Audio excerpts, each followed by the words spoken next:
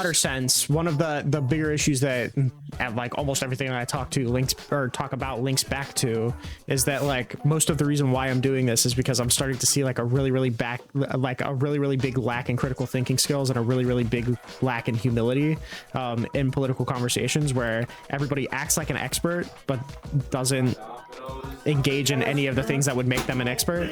Also, what do you mean? No, it's like hold okay. on. No, wait, no, this is bullshit. He was your number 2. This is bullshit. Quite frankly, you need to subscribe to Rinald.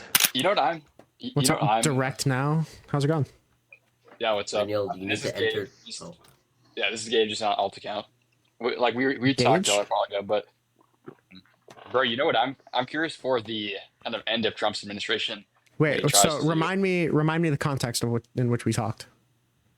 Oh yeah, so I was in the coalition Discord. I just talked to Cringy just a while ago. Okay. And so we chatted on TikTok Live, and then I went over to the Discord. But yeah, you're talking about the debate, coming up. Okay. Oh, yeah. And then, yes. Okay. Yeah, bro. Bro. In the time between that, I've gotten involved in local politics. Over in Minneapolis, I volunteered for the Omar Fonseca campaign. That's awesome. Bro. I'm gonna get a job on Ilhan Omar's campaign. Her election campaign. Yeah, bro, it's pretty cool. That is pretty cool. Stepping up. See, I feel like he's doing having more impact than I ever. It's true. It's true. He is. Yeah, that's honestly what I realized is that I would watch Destiny. I'd watch YouTubers just like political online content, just like all of you guys do. Mm-hmm. But I realized that you kind of are all you're doing is kind of debating about what would be good for society. Mm-hmm. Yeah, and that's just continuous. That's never a conclusion. Like you never conclude. Okay, here are our principles. The best way to like get things done probably would be like become Z or some shit like that and do that kind of shit. Well, no, not potatoes, because like Z, she thrives because she capitalizes on people like us, right? So like there has to be Destinies, there has to be Andrews, there has to be people who do debates in order for Z's campaigns to be successful. Well, no, she runs a separate company that does National Ground Game, she does fundraising and field organizing she was even doing statewide campaigns, I heard, which that's insane. That's an insane feat, doing a statewide campaign. That's insane. Sure, I'm not putting her down. I'm just saying that like the thing that I was getting at is that there's position for multiple kinds of people. I mean, I think obviously if you're looking to like get out voters, directly organizing to get voters out and do like canvassing and bullshit like that, or like participating in campaigns, that's going to be the most direct way that you can do it. But there's position for other avenues like that. Yeah, I don't know if the media. Yeah, I mean, I don't know if the media market has too much significance on like the actual politics. Oh, I think that's kind of what I was realized. Yeah, that's what I realized is that all these like campaign volunteers, all these door knockers, all the people like the people who participate in retail politics, the phone bankers, they're not like you don't see like, oh, I came here from Destiny Stream, I came here from Hassan. I'm a Hassan viewer. I just joined your campaign. That's never the case. What is the case is you kind of access from local organizations, like local memberships. Like there's a local black organization that helped out Omar. There's a Somali organization, and like local community organizations is kind of the main source of volunteers. Sure, but I mean, getting involved in politics to the extent of like volunteering is different than just getting people to vote, right? Like if I can, or if like if a content creator can influence somebody to not vote for Donald Trump or like just something that baseline, or like even rethink a lot of their political positions, I still think that that's valuable. It's just in a different way. Bro, just give up. Donald Trump won, and you're just mad about it. Yeah. Okay. Thank you, Fortnite. Okay, but I have a Supreme Court case to read if you're interested, Reniel. Okay, before you guys continue. Okay. Yeah, go ahead.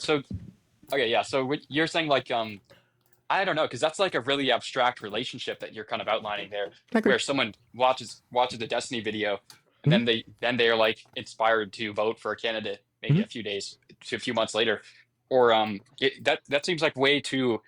I'd question the causal relationship there. Like the common consensus, the common view is that if you're able to heavily canvass a district or heavily canvass like a precinct, that's kind of a guarantor of the like when you have interactions with real life people, that's like the guarantor of a win for that district.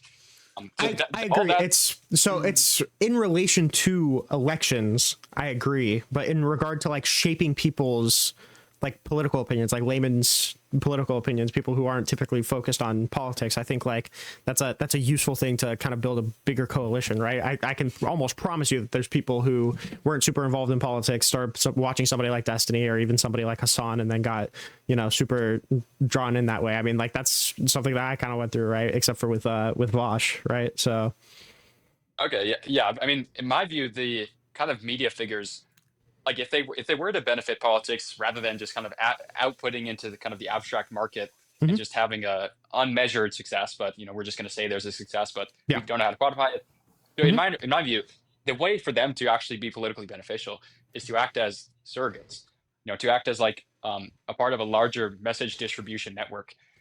So that's kind of what Trump, yeah, that's what Trump and MAGA arranged. I'm sure you know that Charlie Kirk, there's this guy Nick Sorter, you know, there's a couple of these kind of larger accounts, and all they do is they're part of like a MAGA social media team that constantly distributes narratives.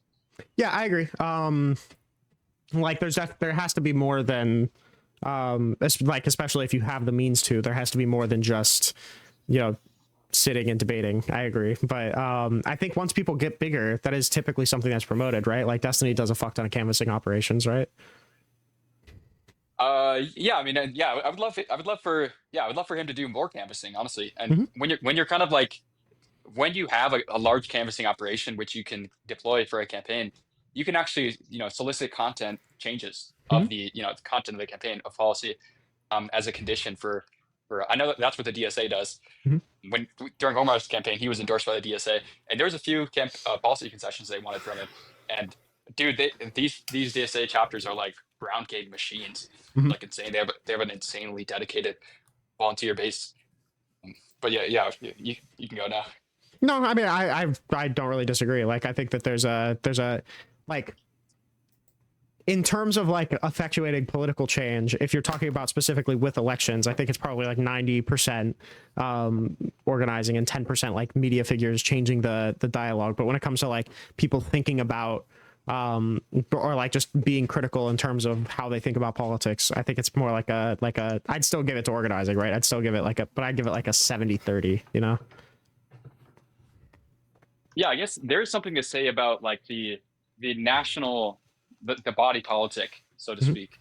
Like it's less quantitative, but you can like you can kind of discern, like the public is able to arrive at certain positions which they strongly believe.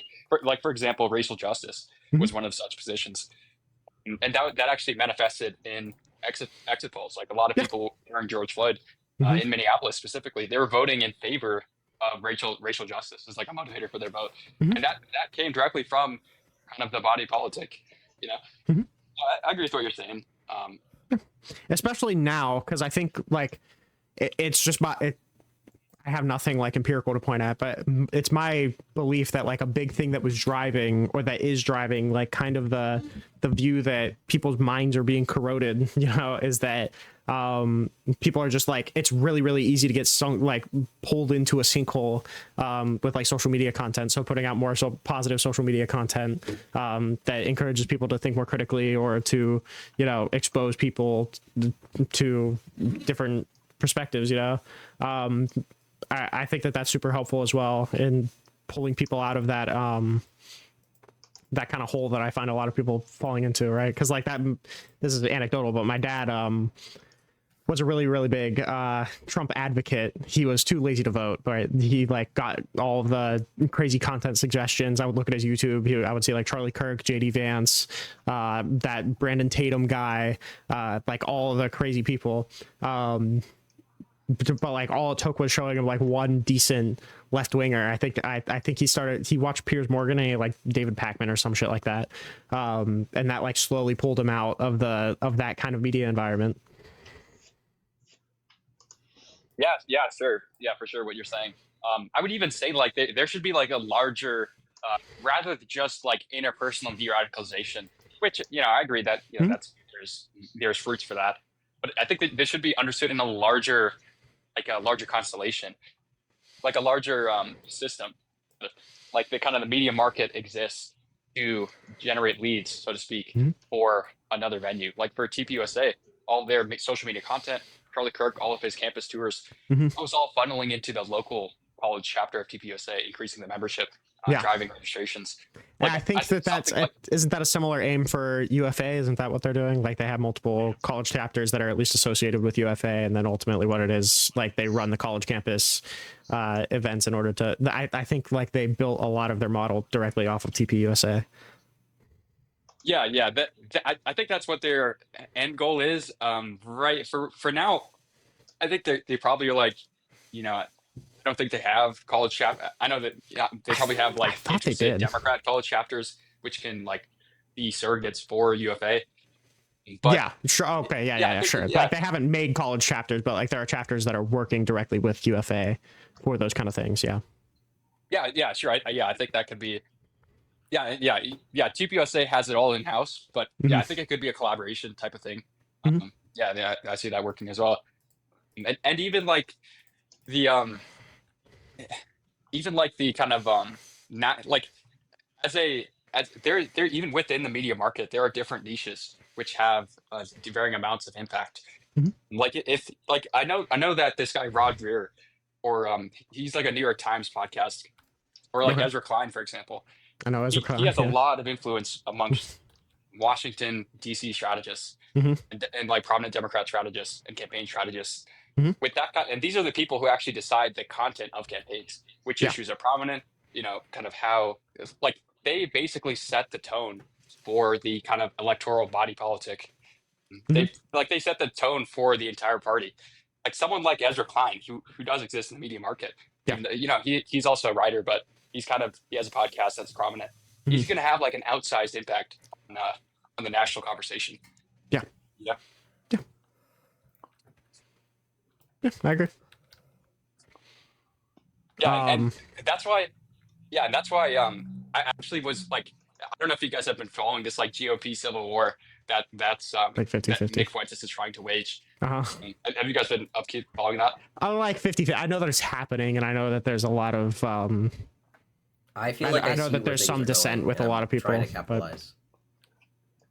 Yeah, well, basically what's happening is that he's basically trying to establish a war on the basis of an abstract. And the reason I say abstract is because it's not concretely represented in some formal organization. But he's trying to wage a war on this abstract distinction between like the Israel first crowd and Uh-huh. like the America first crowd.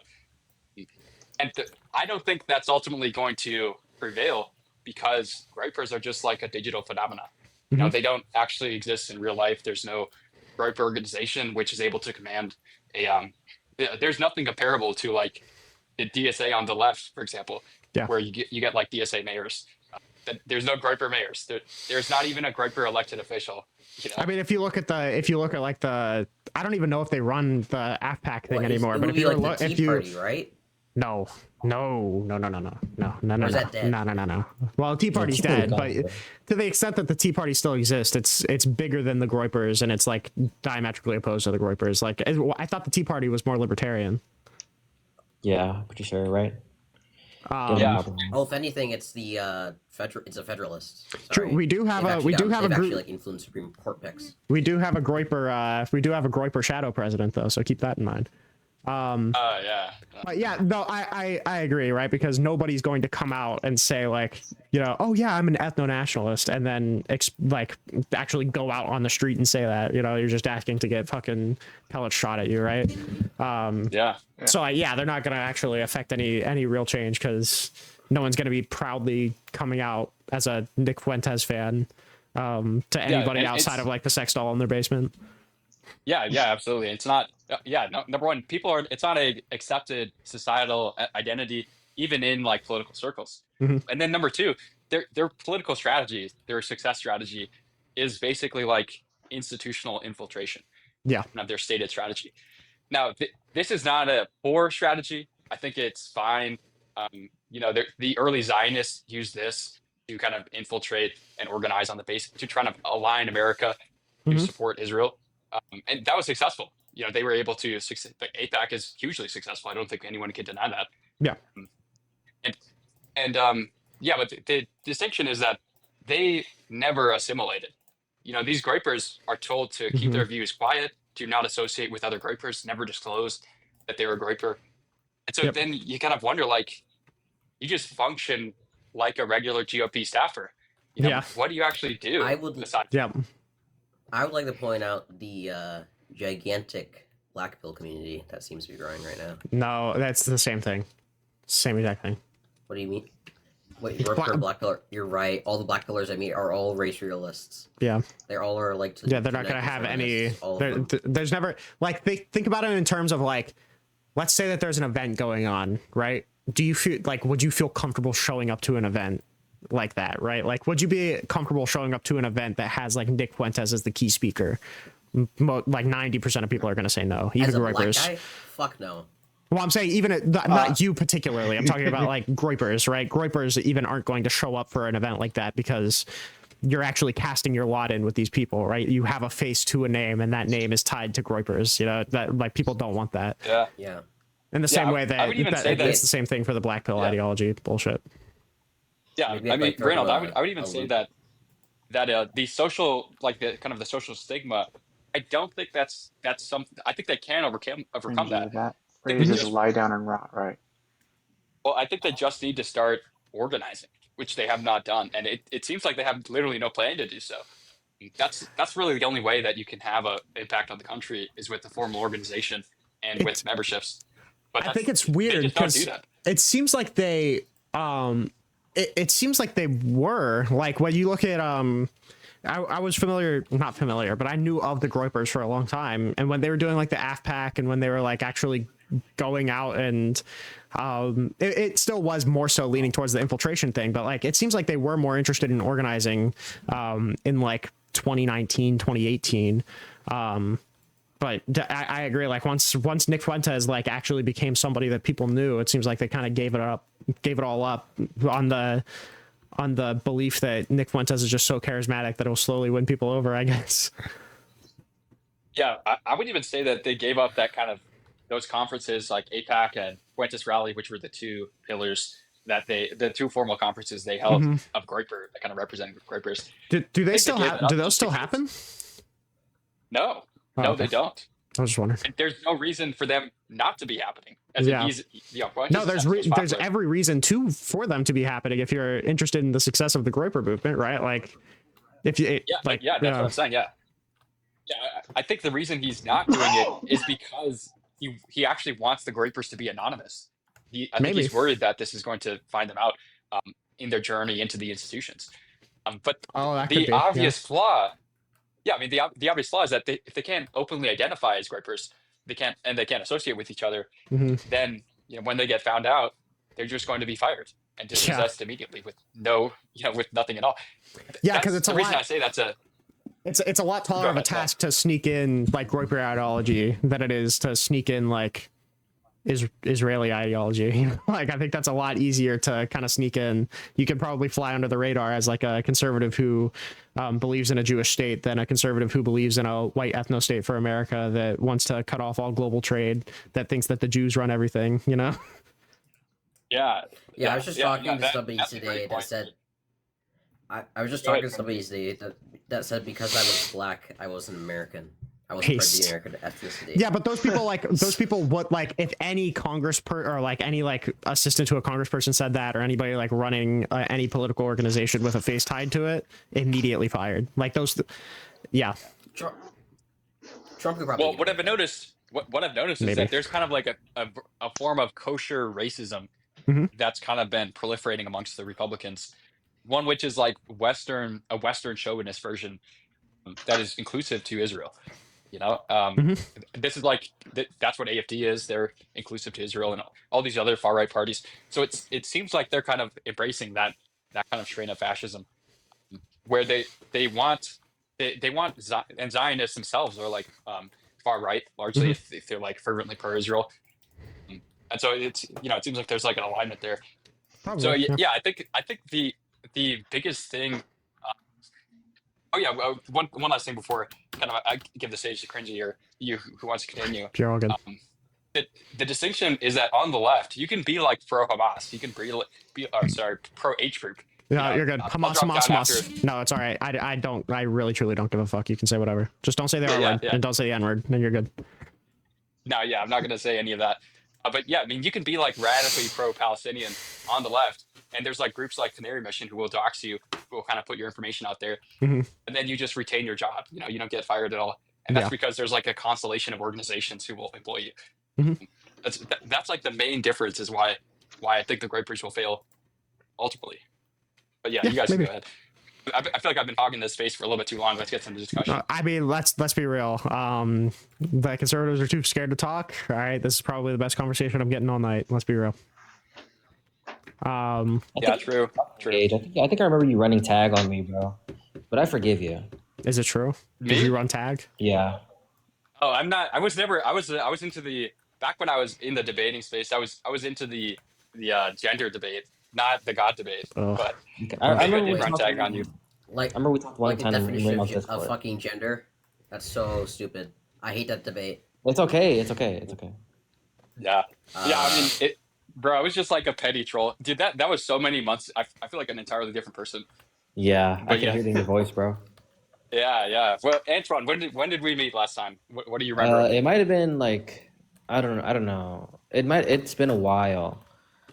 But I remember it was in Rainel's Discord, and I was when I was really big into like theology and stuff, and I wanted to talk to you about theology, and you brought up the tag argument, which like I take tag as an insult nowadays, Based. but I actually As you forgive should. As you Okay, should. then I'll accept because I no longer believe if I don't because the rebuttal to tag is just the first premise, right? Justify that first premise. Yeah, Mhm. exactly. Yeah, and then you kind of never able to do that. Yeah, You just give like the possibility of the contrary, just kind of reassert the argument, and then from there Yeah. you just kind of yeah. Oh, But okay, God. so, wait, what's Antoine, the are you like what's the first premise of tag?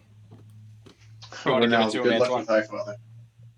I'm Mitchell. Oh, the first premise of tag, I think it's like I thought the first premise was the whole thing, right? Without knowledge or without God, knowledge is impossible. yeah, without God, knowledge is impossible. Something like that. Yeah. No, obviously no one can prove that, bro. Stop, It feels- stop it. it feels You had a super- question. Like it's weird though because like then listen, I'm not a philosophy guy, all right? I'm not a formal logic guy, all right? I just like the way the government functions. That's got to be circular, right? Like that's right. Like most people Yeah. use tag to justify that without knowledge, without God, knowledge is impossible, and then that's the first premise of the argument, right? That's circular, the right? real thing. I don't know It's if like that's a like a Descartes proper representation or of the s- first premise. or some shit. Huh? It's like a Descartes argument or something. Or Descartes. I don't know. I know that Wi-Fi Gospel makes the argument a lot, and he argues that some arguments can be sound even if they're circular, which is like I'll just say the same thing then. But I don't give a fuck about philosophy. All right, somebody talk about bureaucracy, please. Yeah. Okay, yeah. Yeah, do you- my case for why Trump is a great president. Yes. Yeah, go for You it, hate man. Venezuelans. What a good case. Yes, I think the strikes are legally and morally based. Thank you, High the Father. strike. Why is that? Why do you say? Because he's Article trolling. 2, That's why. The president is the commander in chief, so True. he has military power. Okay, well let me ask you about the moral case for the strikes. What's your moral case? Okay, I'll lay out the premises. So premise 1, good is good. Premise 2, Trump is good. Premise 3, Trump is good. Based. I think there's probably what's the inference rule that what is the inference rule that you're adhering to here? The inference rule that Trump is really cool. Okay, I think that's going to be invalid. I think we already have the problem here. Okay, Yeah. so what? Valid is the sex I have with your mom. Ooh. Oh. Yeah, Oof. yeah, I think you just got me. I think I'll just have to give you the win. I was going to say more, but I think I just have to give you. It's just that win. ownage. Yeah, I think that's there you go. Yeah. There's no other apt response. No. No. Also, Yeah, Highfather, you I absolutely thought you were somebody else. Yeah. No, High Father's my You No, guy. but changed your name, finally. No more leftist. What? You changed your name. No Yeah, I more know. leftist. Thank God as well. Yeah. Thank God twice. Have you guys been following the Venezuela strikes? Very cursorily. I did like an hour of research into the first strike that, you know, Hegseth gave the kill them all order on, but beyond that, I basically just know about the first strike. All right, Yeah, I'm gonna head I don't off know. to So, bed. Thank you for bringing me up. bro, if you know something, just Lord, if you want to jump in here, you can jump in here. Hmm? Yeah, if you know anything about the strikes, bro, you can contribute. Oh no! I was just saying I'm heading out. Have a good night. Oh, okay. But yeah, bro, I love have you, a good Dylan. night. Oh, I love you, Dylan. Love you too. Bye. Yeah, see you later. Something that is super crazy that I read, and granted, I read it, I think it was the Intercept that reported it, but this was the first person that reported the second strike anyway, so I think it still comes with a certain amount of reliability, I think. They said that like people familiar with the footage of the drone strike said before this was before the video that they posted started, but before the strike happened, the boat was like trying to turn around. Like the people aboard saw the drone and they were trying to turn the vessel around, and then they just shot it anyway. If that's true, that's super crazy. But I've never heard anybody else say it, so I'm like hesitant to be the one to point that out. Yeah. I think probably, if I had to guess, these strikes are just for kind of intimidation purposes. Like they exist in the larger context of negotiations with Maduro. Yeah, which I think it's just meant to intimidate. I was talking to some guy about it because he was justifying it. And I was talking to some guy about it, and that's the conclusion that he came to too. Is it was like, yeah, this is just a power move to show that like we're super strong to Maduro. But the difference is that he was justifying it on those grounds, whereas descriptively, I think that's true though. Like it definitely was just a power play. It's that like if you were really concerned about like drug funneling, you wouldn't be attacking like individual vessels, right? Like that seems like a super ineffective way of doing it. Yeah, and not only just that, it seems like it's limited. As in, it's not. It seems to be like a limited operation. Mm-hmm. It doesn't extend, onto land or anything like that. No, so it's or more at least like not as of yet. Yeah, honestly, I was reading into the Venezuela thing. I highly doubt that we're going to see an operation or a prolonged U.S. I'd highly doubt we're going to see a foreign intervention onto U.S. onto Venezuelan soil. I've been hearing like whispers about it, but I haven't heard anything concrete to make me think one way or the other. Well, yeah, here's what I read is that the case against going into Venezuela is that just with these strikes so far, the president of Colombia, he gave a condemnation. He said this is U.S. imperialism, and he condemned it. And this was like to the popular embrace of his constituency. Like the people of Colombia also agreed with. And he raised in the polls. What, the people of Colombia hate people of Venezuela? What the fuck? Excuse me? What's happening? No, but I'm saying they're going to create a common cause, like all of these Latin American countries, and like so the effects of like the tertiary effects of like onto other like countries like Brazil and all the surrounding countries is that they predict this is going to inflame kind of the left wing anti-imperialist, and it's going to generate a wide swath, basically they're predicting like a generation of anti-American sentiment like a red is going to be wave. created from a military interaction, from an up close military intervention in which they're familiar with, which is happening close to them. So that's why they don't want it, because they think it's going to provoke such a.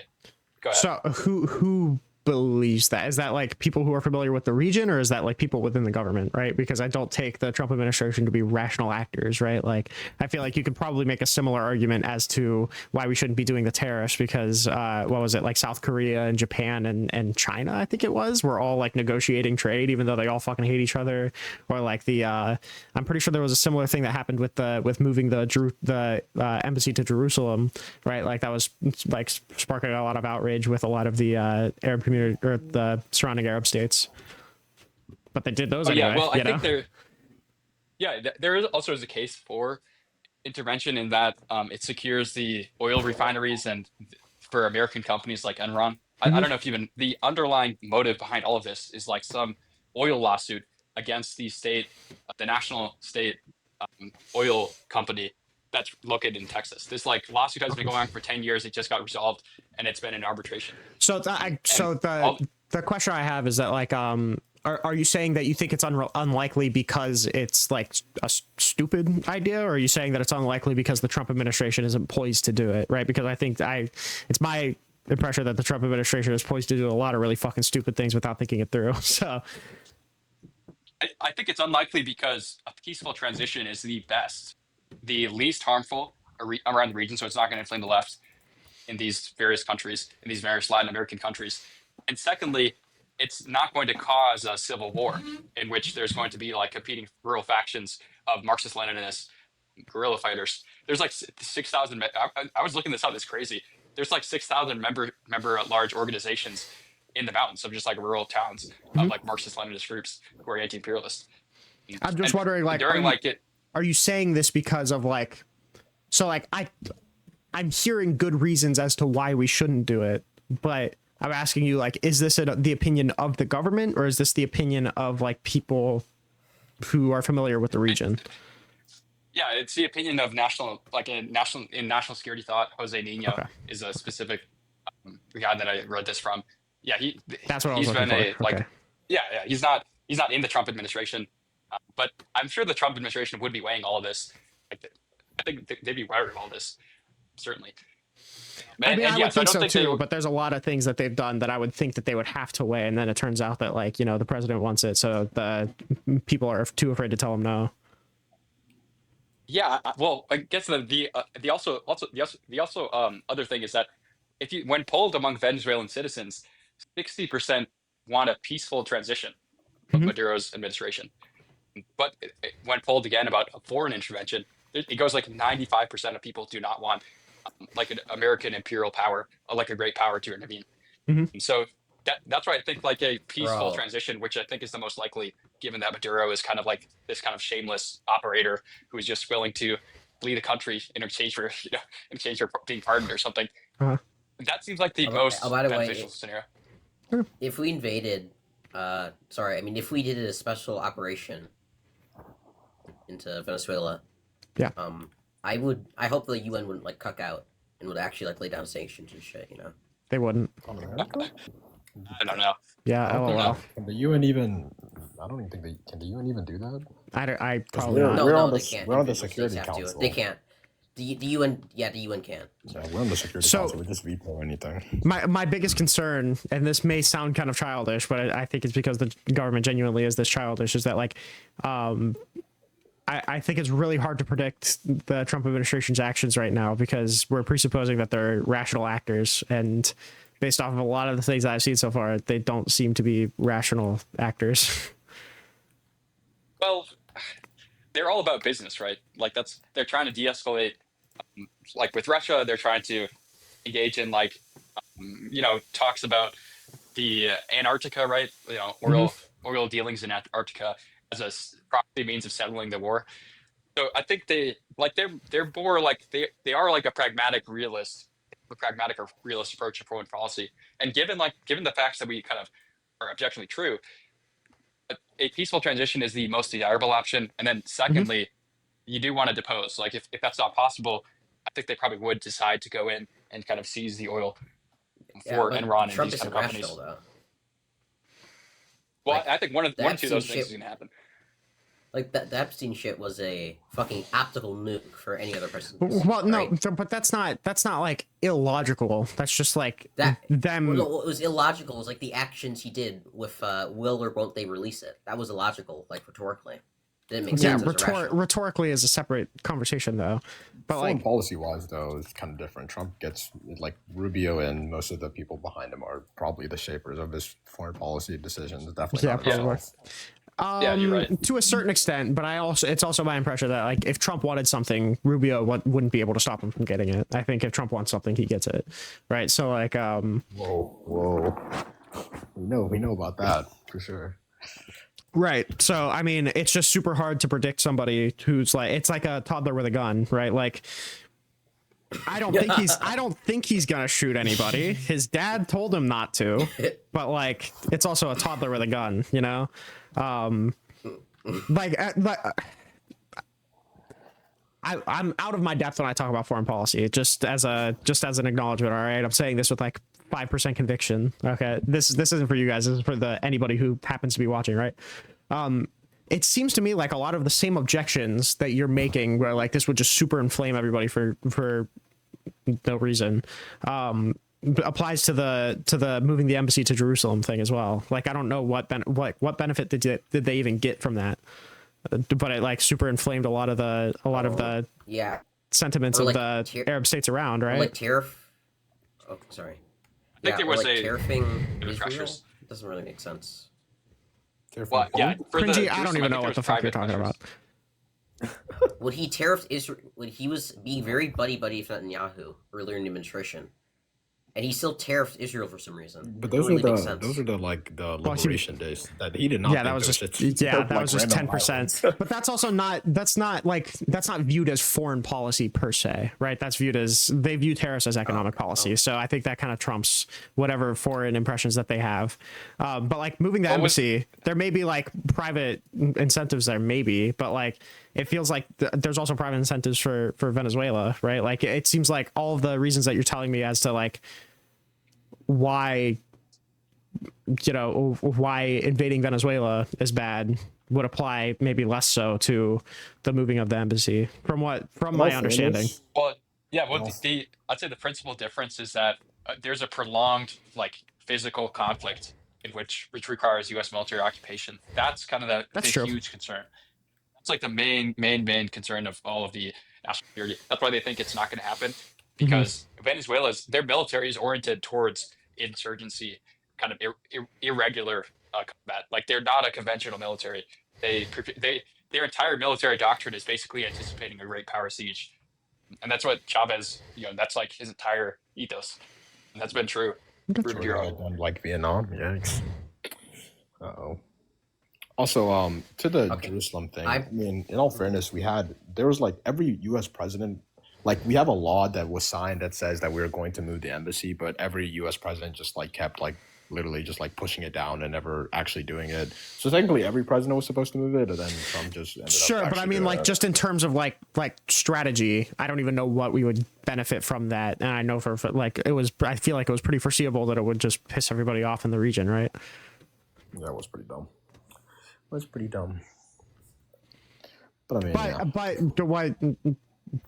Fuck! What? Direct. What's your name? Gabe. I'm so sorry. Okay.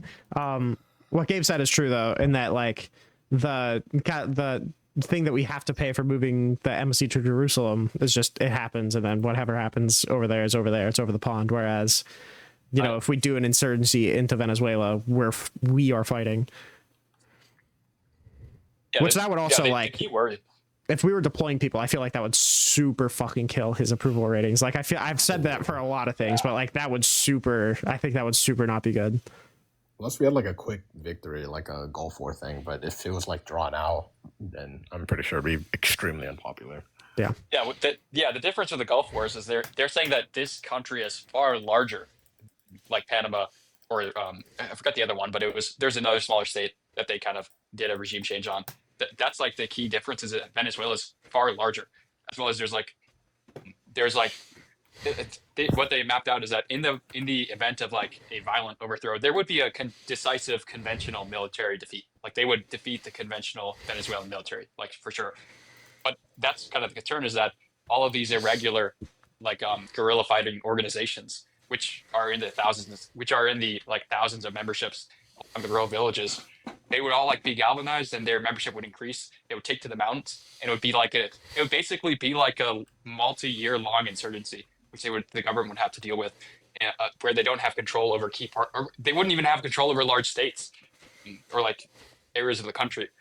And that's like the huge concern, is that would require a sustained U.S. occupation, and that's what no one wants. True. We found weapons of mass destruction in Venezuela. We're going in, boys. Paste. True. W. We found oil, and then we just in there. I watched an interesting. Brutal. Yeah. Like fuck. God damn. It's rough. One sec. All right. Yeah. That was crazy. The mic guy has to figure out his mic. Just so you know, I muted you. Okay. All right. Okay. Yeah, I'm back. Sorry. You sound a lot Switching clearer than Wi-Fi usual, networks. which is funky.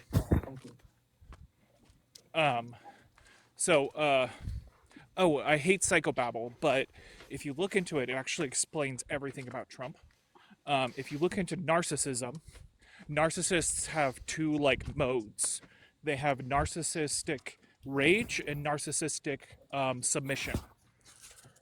So if a narcissist... Listen, you're putting your phone in a pocket or something, or you're like feeling all over the microphone. It's really fucking bad. Sorry. Okay. Okay. How about now? Is it better? It is better, but be careful. Yeah. All right. So, narcissistic rage. If somebody's attacking the ego of the narcissist, they go full out war. And you see that with everybody around Trump.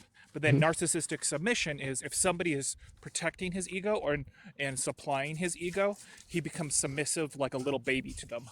Like, look at his interview with Mamdani. I'm guaranteed Mamdani said the nicest words and did all the smooth talking, and Trump just submitted to him. And then that informs his foreign policy. All of his foreign policy is about who is feeding his ego and who's manipulating him and who's fighting against him. That's all it is. That generally seems true. Yeah. Well, do you guys think Trump has that much agency though? Yes. Like, I'm always sort of see him as a vessel for various interest groups. No.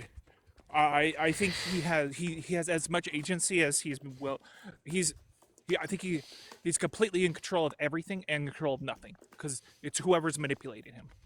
That's who's really in control is the last person to talk to him. Sure, but I mean, so I think what, like, agency as in, like, how much agency does he actually exert? Does he just, like, kind of cede it to the people that are manipulating him, or does he, like, actually make decisions? I think the biggest problem is that it may be true that Donald Trump doesn't make a lot of decisions himself, but he can if he wants to, like I think genuinely, this is a meme, but I do think Stephen Miller genuinely has a very, very, very, very big influence over Donald Trump. But right as soon as he says something that he doesn't like, Stephen Miller's is fucking out of there. Like, I feel like that's something that can switch on a dime, he could take all the power over if he really wanted to. Well, look at Marjorie Taylor Greene. That's what happened to her. Right. She was in the good bucket, and then she was in the enemy bucket. But to be fair, Marjorie Taylor Greene, I think the relationship with Marjorie Taylor Greene was a little different, because I don't think Marjorie Taylor Greene had a lot of influence over Donald Trump. I think she was genuinely just like a ball coddler. Like, I genuinely don't think she had any pull. I think Trump liked her because she was a ball coddler. But like, it's not like she was somebody that was advising him and then he immediately cut her out. I think it was more so that, like, she just liked him and then she stopped liking him, so he stopped liking her. I think a better example is somebody even like a Mike Pence. It seems like he had a lot of influence over him in the first election, and then one disagreement over a certain act dictating electoral counts, and that fucker's almost dead. I wanted to argue with you, Ringold, on about the indictment thing, whether we need indictments to execute Americans abroad in a war zone. Yeah, I just think it's a good precedent to set. I don't like that the president or that the executive can just like unilaterally, summarily designate somebody as a terrorist and then kill him.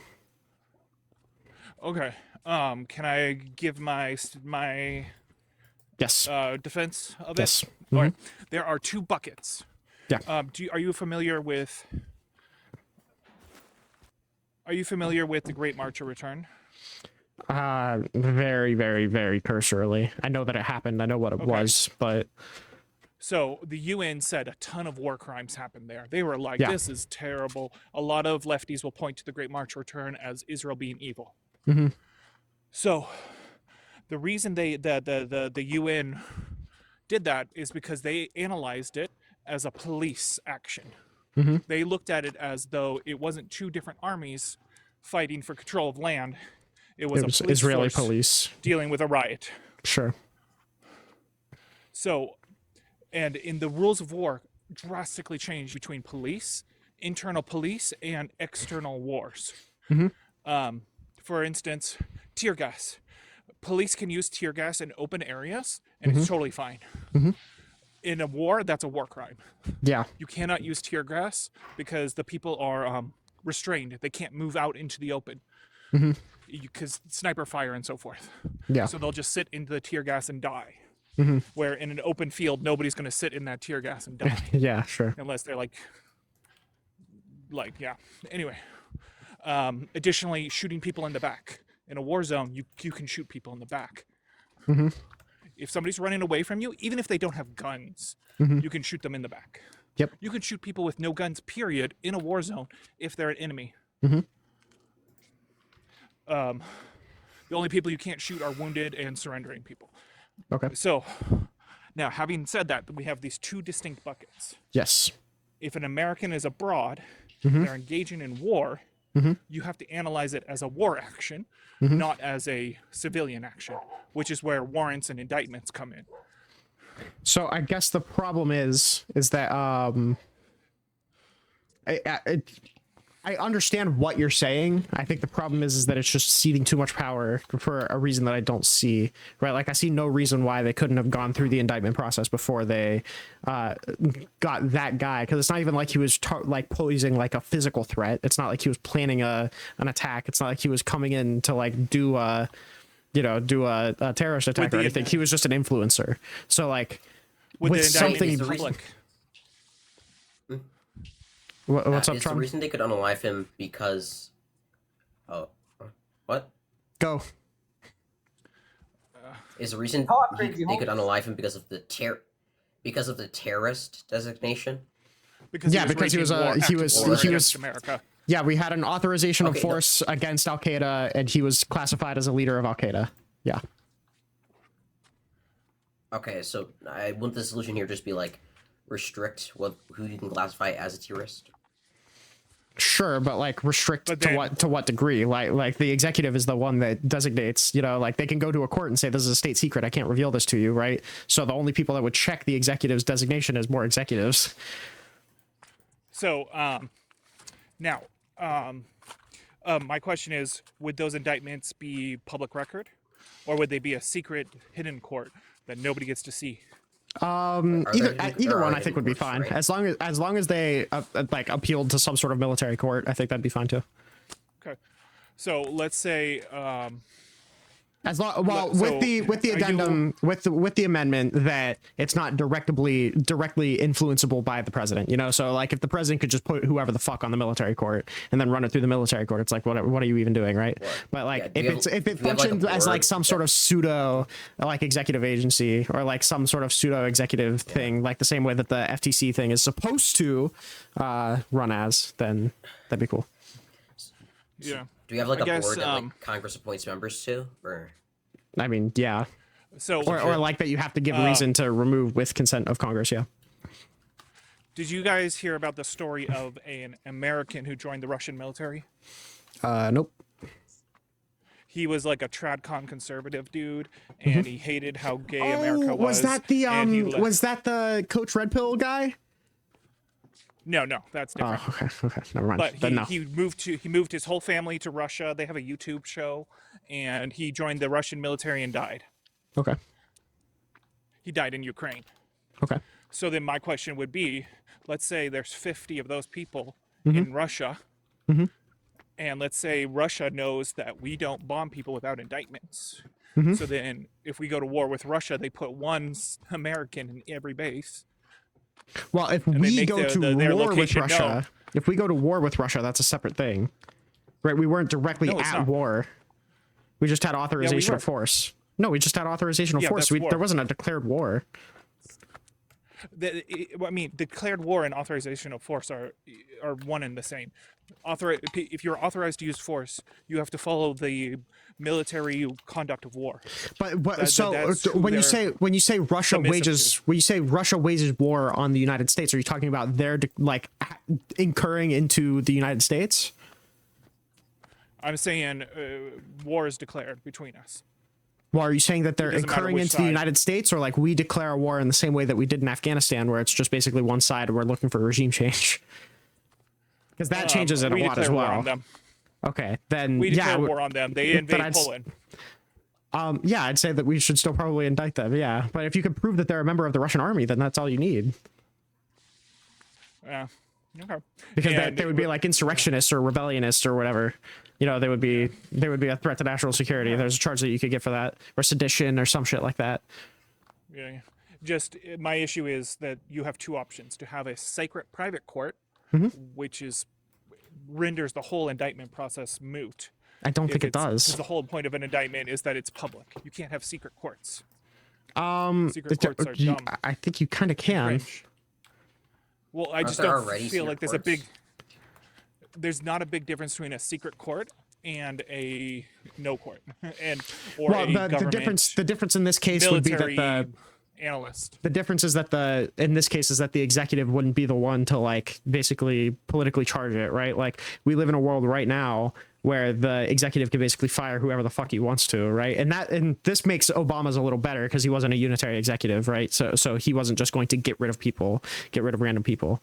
But like now that we live in a unitary executive kind of government, right? If there was a secret court that the president didn't have direct like authority over, he couldn't just like political appointee fire anybody that he wants to on the grounds of politics. Then that would be the use of it, is that he can do that within the executive agency, but he couldn't do this within that court. Oh, I have a question. Yeah. I just realized. So let's say Russia does that 50 people. Mm-hmm. And they put them throughout random military bases. Say we don't get an indictment on one of them. Mm-hmm. What happens then if we kill that American-Russian soldier? What happened? It would just be illegal. I don't know. Like grounds for impeachment? I don't know. Should somebody go to jail for murder? It would depend on the police officer.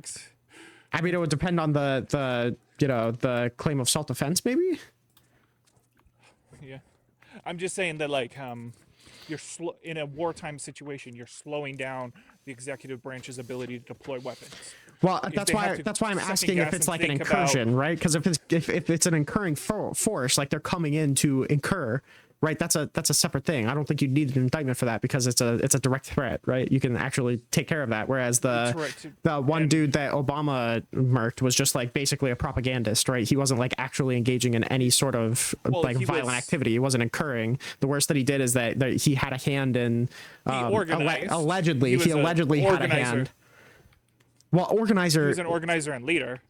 Well, organizer and leader. Like a lieutenant or something. Organizer and leader just means that he was like, this is basically all that was proven as far as I'm aware, is that he helped the one dude get in contact, the one bomber guy get in contact with a different guy who made the bomb for him, and he was basically promoting propaganda saying that, you know, jihad is justified. That's basically all he was doing.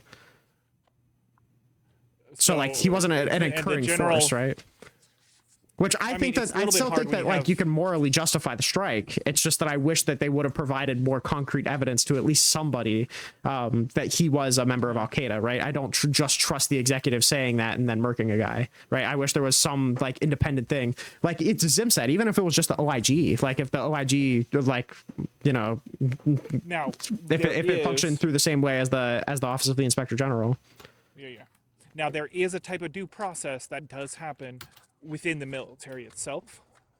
Like they have JAG lawyers, they have analysts, and then they have lawyers basically analyzing every strike that people do, and they try to make sure things are on the up and up. Sure. Obviously. Ultimately, those are still at the failed. Executives, though. Yeah. Yeah. Like currently those are at the behest of the executive branch. So like I don't like I'm not saying this. I'm not even saying this just because I think that the Obama administration did anything particularly wrong. I just think that the way that it functions now is ripe for abuse in the same way that Donald Trump has been abusing single one of the ways that our government works. Oh, I have the real answer is that we need to have a executive that engaged within the government in good faith. Yeah, thank you. Thank you for regurgitating the thing that I said a month ago. Thank you, Cringy. I forgot that I said that. Thank you. Of course. I have a funny meme I just thought of. So the International Court of Criminal whatever. Forgot the name. It is like for instance they have arrest indictments for Netanyahu. Yeah. Right? what happens if they do that for Trump and Pete Hegseth? Should America turn him in? Yes. Yes, they should. I just realized that even Trump can't. They don't have the balls, though. International crimes. They don't have the balls. Let's be real. I've been playing. I have this ball of poster tack, and I've been playing with it this whole time, and my hands are drier than the fucking desert. Oh my god. Get you some lotion on them things, bro. Well, I'm playing with a piece of poster tack, so if I put lotion on, it's just gonna dry it out again. So let me ask you guys this: what do you think the future of the Democrats is? How do you deal with Trump? Listen, that's $1 million question. All right, I'm not even certain right now. Like, what do I wish it is, or like what do I think it is? Because what I think it is, I have no fucking idea. It's like, because I couldn't have predicted that the future in 2020 would have been Joe Biden. Like I wouldn't have predicted that that's where America would have gone. So like my heart tells me that it's probably just going to be the same thing, that we're kind of going through a cycle where people elect Donald Trump for change, and then they realize that the change that Donald Trump provides is dog shit, and then they vote for another bog standard Democrat, and then they're going to vote for change again, so they're going to vote for another populist, and this time it just so happened to be Donald Trump again, and then they're going to swing back. I just don't know where that, like, how that cycle ends or where it ends. But I mean, like, also, I'm not a political analyst. It could be completely different than that, and that America just fucks with populism, but this time they elect somebody like a Bernie Sanders or something. I hope not, I think it ends with Pete Buttigieg. He's going to be one of the greatest presidents we'd ever Pete Buttigieg elect. would be like the Biden equivalent in this case. He's just like a bog standard guy who's just going to do bog standard establishment Democrat things. Right. Which is based. Yeah. That's my personal choice, but yeah, I think that if Europe is any like, if Europe prefigures, if the political dynamics over there prefigure the kind of dynamics over here, all of those countries like Germany, France, they're all experiencing basically a fascist ascendancy, with not really, like, the centrists are mostly being kind of destroyed. Then the far left, the socialist parties, they seem to be doing relatively fine. I mean, they're not thriving or anything, but they're doing fine. Like in the UK, the Green Party, there's a recent poll that showed the predicted results if the election were to be held today. The Labour Party, which is kind of the center-left party in the UK that's currently in government, they predicted they would lose almost all of their seats. And that the Reform UK, which is kind of the far-right expression of politics over there, the Reform UK would gain like a majoritarian in parliament, with like the Green Party, which is kind of the leftward flank, the eco-socialists. They would they would also grow. They would grow to like about 1/3 of Reform UK. I think bouncing off what you said, there's a problem though, and all of the European far right leaders are all turning into Trump. They're all talking like him. They're all copying his mannerisms. They're all lying up a storm just like him. That Trump has taught the world that you can lie and manipulate as much as you want, and you will be rewarded for it. And that's the problem. The ultimate hope pill is. Oh, sorry. Go ahead. We need to punish the Trump ideology. We need to make people, Democrats and Republicans, realize, hey, if you act like this, the world will come down on you. Sure, but do you think that's actually going to happen? Right? Like, you're right. Who's going to come down on America? Like, America's kind of no. I'm saying the American voters. I'm saying the American voters need to punish Trump's behavior. Oh yeah, sure. Or another Trump will arise, either on the left or the right. Because right now, who's the best Democrat to run? It's probably going to be like a blue-coated Trump. I don't think so. Yeah. I think AOC and Gavin Newsom are the two primary contenders. Yeah, and I think Gavin Newsom, politics-wise, he's a little bit more edgy, but I think politics-wise, he's a pretty standard establishment liberal, isn't he? I don't view a lot of the things that Newsom does as particularly populist. I think he's just a wokey. And AOC moderates every year that she's in Congress, so she's a populist right now, but she's just a Bernie Sanders populist right now, right? Right. Yeah. AOC certainly is not a Trump of the right. Yeah, he certainly is the left. She's not gonna like you said, AOC is more collaborative with Democrats. She's not She's not like here. I don't even. This may just be wishful thinking. I can't think of like an elected Democrat official that's like a Trump of the left. Like I feel like even our populist anti-establishment group is like way more well thought out, or way more like I mean, like defensible in their criticisms of the establishment than whatever the fuck Donald Trump is doing in order to like use like the populist rhetoric as an excuse to be an authoritarian. I don't see any like authoritarian tendencies on the left right now. Yeah, in like America. a populist Democrat would have to lie so much, and I just don't see it like at all. Well, the issue you guys are missing is Trump has brain drained America. All of the people who are brain broken are flying the MAGA flag. As soon as the MAGA flag stops flying, there's going to be a whole fuck ton of people who are brain broken and are looking for a new master. They're looking for a new person to be submissive to. They're looking for a new glorious leader. And if the Republicans run somebody like J.D. Vance, and then imagine Bernie Sanders mixed with Trump runs on the left, the whole brain broken masses will go to I don't think somebody like that would thrive in the Democratic Party though. Like somebody who has, because when you say like a mix between Trump and Bernie Sanders, the only thing that would basically turn Bernie Sanders into Trump is like a little more nationalist and a lot more authoritarian. But like, I don't think there's any room for that on the Democratic Party, really.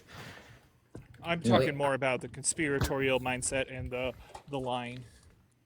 Oh. Yeah, honestly, maybe. Tron, this is kind of where I disagree with your analysis here.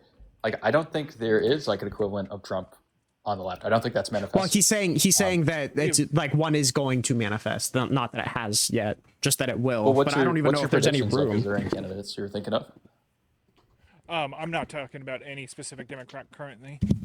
I'm thinking there's going to be some billionaire who just copy and pastes Trump whole shtick, and then Cenk Uygur. Boom. It's gonna be Cenk Uygur. Yeah, it could be. He's pretty shameless. Maybe, but because the billionaires, like little tech, is all over the Republican Party. Like it seems like the new ascendant class of billionaires are not like going to the Democrats. So that's kind of where I think the Democrats, if they want to win, they have to like embrace like this kind of like centrist belief that you can access a conservative mandate. You know, Trump just won in a landslide, so kind of try to access that mandate or access those voters. That's not, that's not prefigured. Like all over Europe, whenever centrist parties tried to do that, it just resulted in a huge alienation of their base from the party. So it doesn't seem like a good strategy. I think they have to lean with. They have to go with AOC. I think they have to kind of play to their leftward flank. Yeah. I don't know so much if you need to like. I generally agree that you have to focus on reinforcing first and then getting new people second. I don't like when you say AOC, you have to appeal to your leftward flank. When you say that, do you mean like the further left flank, or just like you have to focus on somebody that the Democrats like first? Because like if that's all you mean, then I agree. But I don't know if AOC is the person to do that. But if you mean like playing to the further left, then I probably disagree. No, yeah, I mean like playing to the socialists basically. Like you kind of have to play ball with them. I don't expect that to. Yeah, I don't. I wouldn't expect that to result in anything. Population. Go ahead. Wait, sorry, I didn't hear what you guys said. My impression is that I just wouldn't expect that to work because it doesn't seem like they're politically active anyway. It doesn't seem like there's a lot of socialists turning out to vote in the first place. And I don't think that like throwing them a bone in AOC, who like a majority of the further left wing thinks is supporting a genocide anyway. I don't expect them to like that to be the person that they show up and vote for. No, well, yeah. So I think I heard that Destiny say this too, that he denied that the left wing or the socialists even, are interested in electoral politics. Now, there are some, just not the majority. Yeah, well, my understanding is that that's false, given that there's a synergistic candidate presented to them. I think like Zohar Mamdani is a key, like someone who is a figure who energized with the base.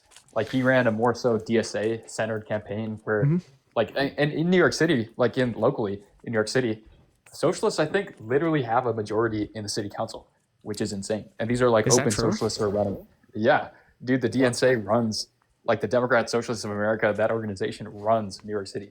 It's like insane. It's I could be wrong. It was my impression that Mamdani basically won because Democrats fucking hate Cuomo and nobody actually took Sliwa seriously in the first place.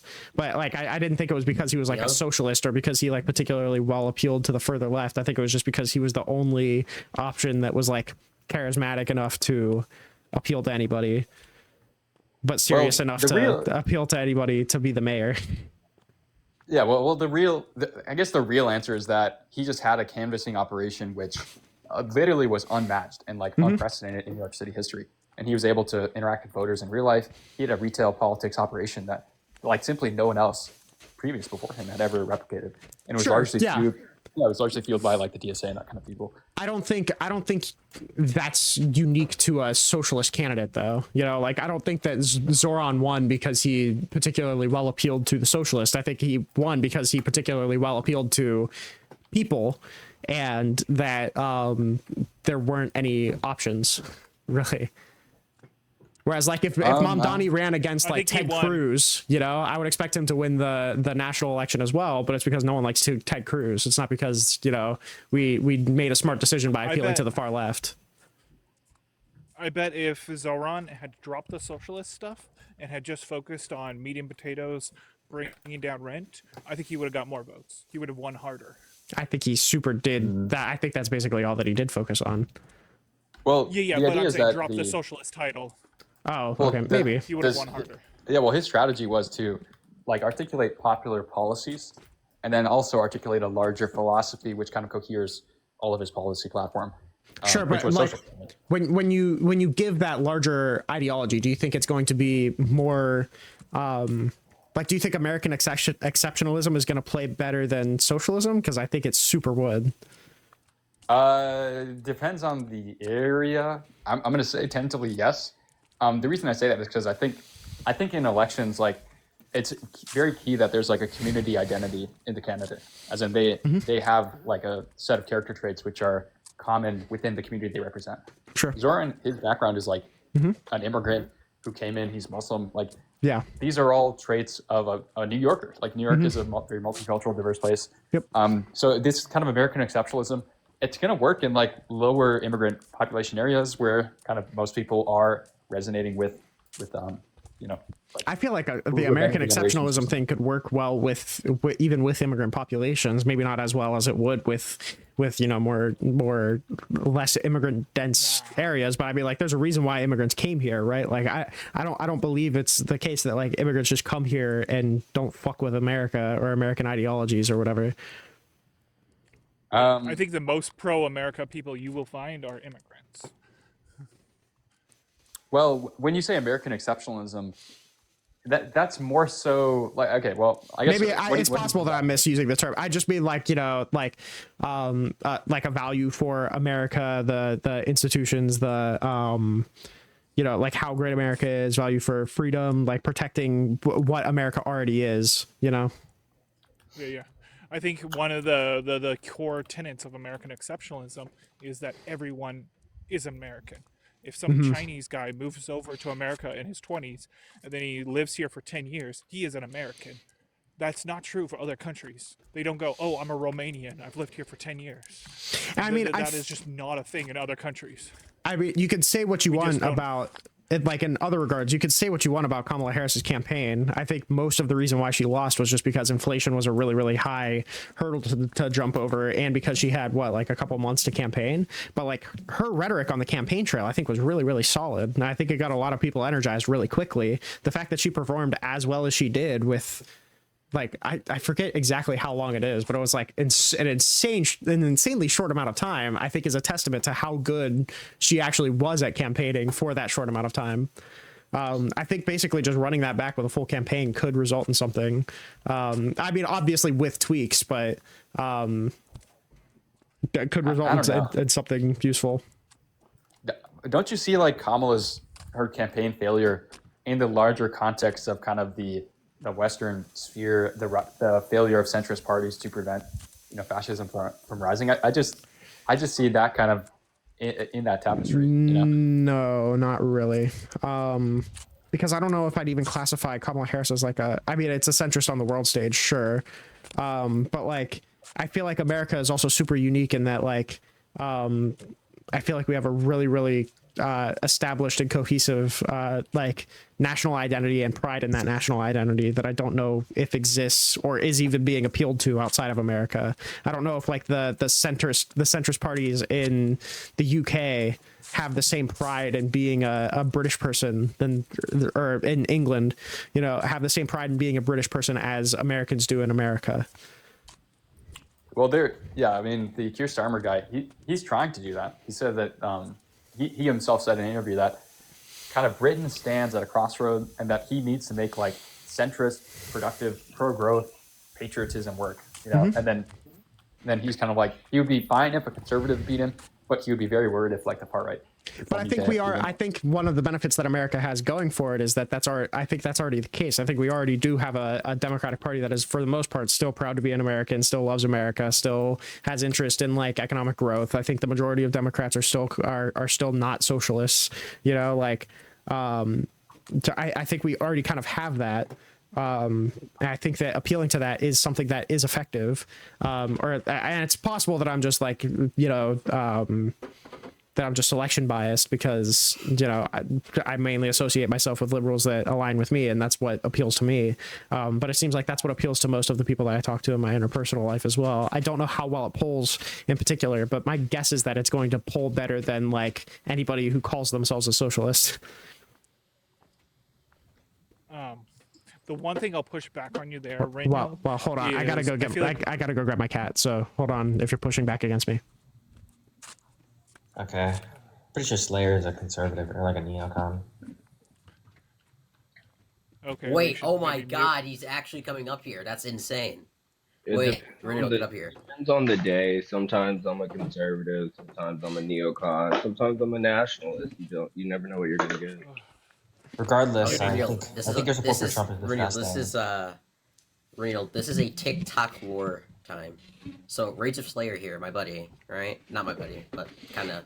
True. What he did was he LARPed as a Christian nationalist for a bunch of time, and now he's like a libertarian or something. I don't know. Okay. Yeah. Okay. Yeah. Chilling dog. Happy for you. Welcome. We're gonna debate him right now. Like debate rape him. Yeah, go. I need to see this. I don't. We can. I'd like to continue the conversation that I was just having, but. Pop off your King. You got this, King. What's up? What do you want to talk about? Nah, King, I want you to do your thing with the topic you were just on. I'm in your house. You got this, King. Okay. Tron, you had a disagreement then. Go ahead. Yeah. Okay, we used to have a party that was pro-corporation, pro-America, pro-freedom, pro-Second Amendment, and now we just have an amorphous blob of disgusting filth, and then we have Democrats who are trying to pick up all the slack. Sure, yeah.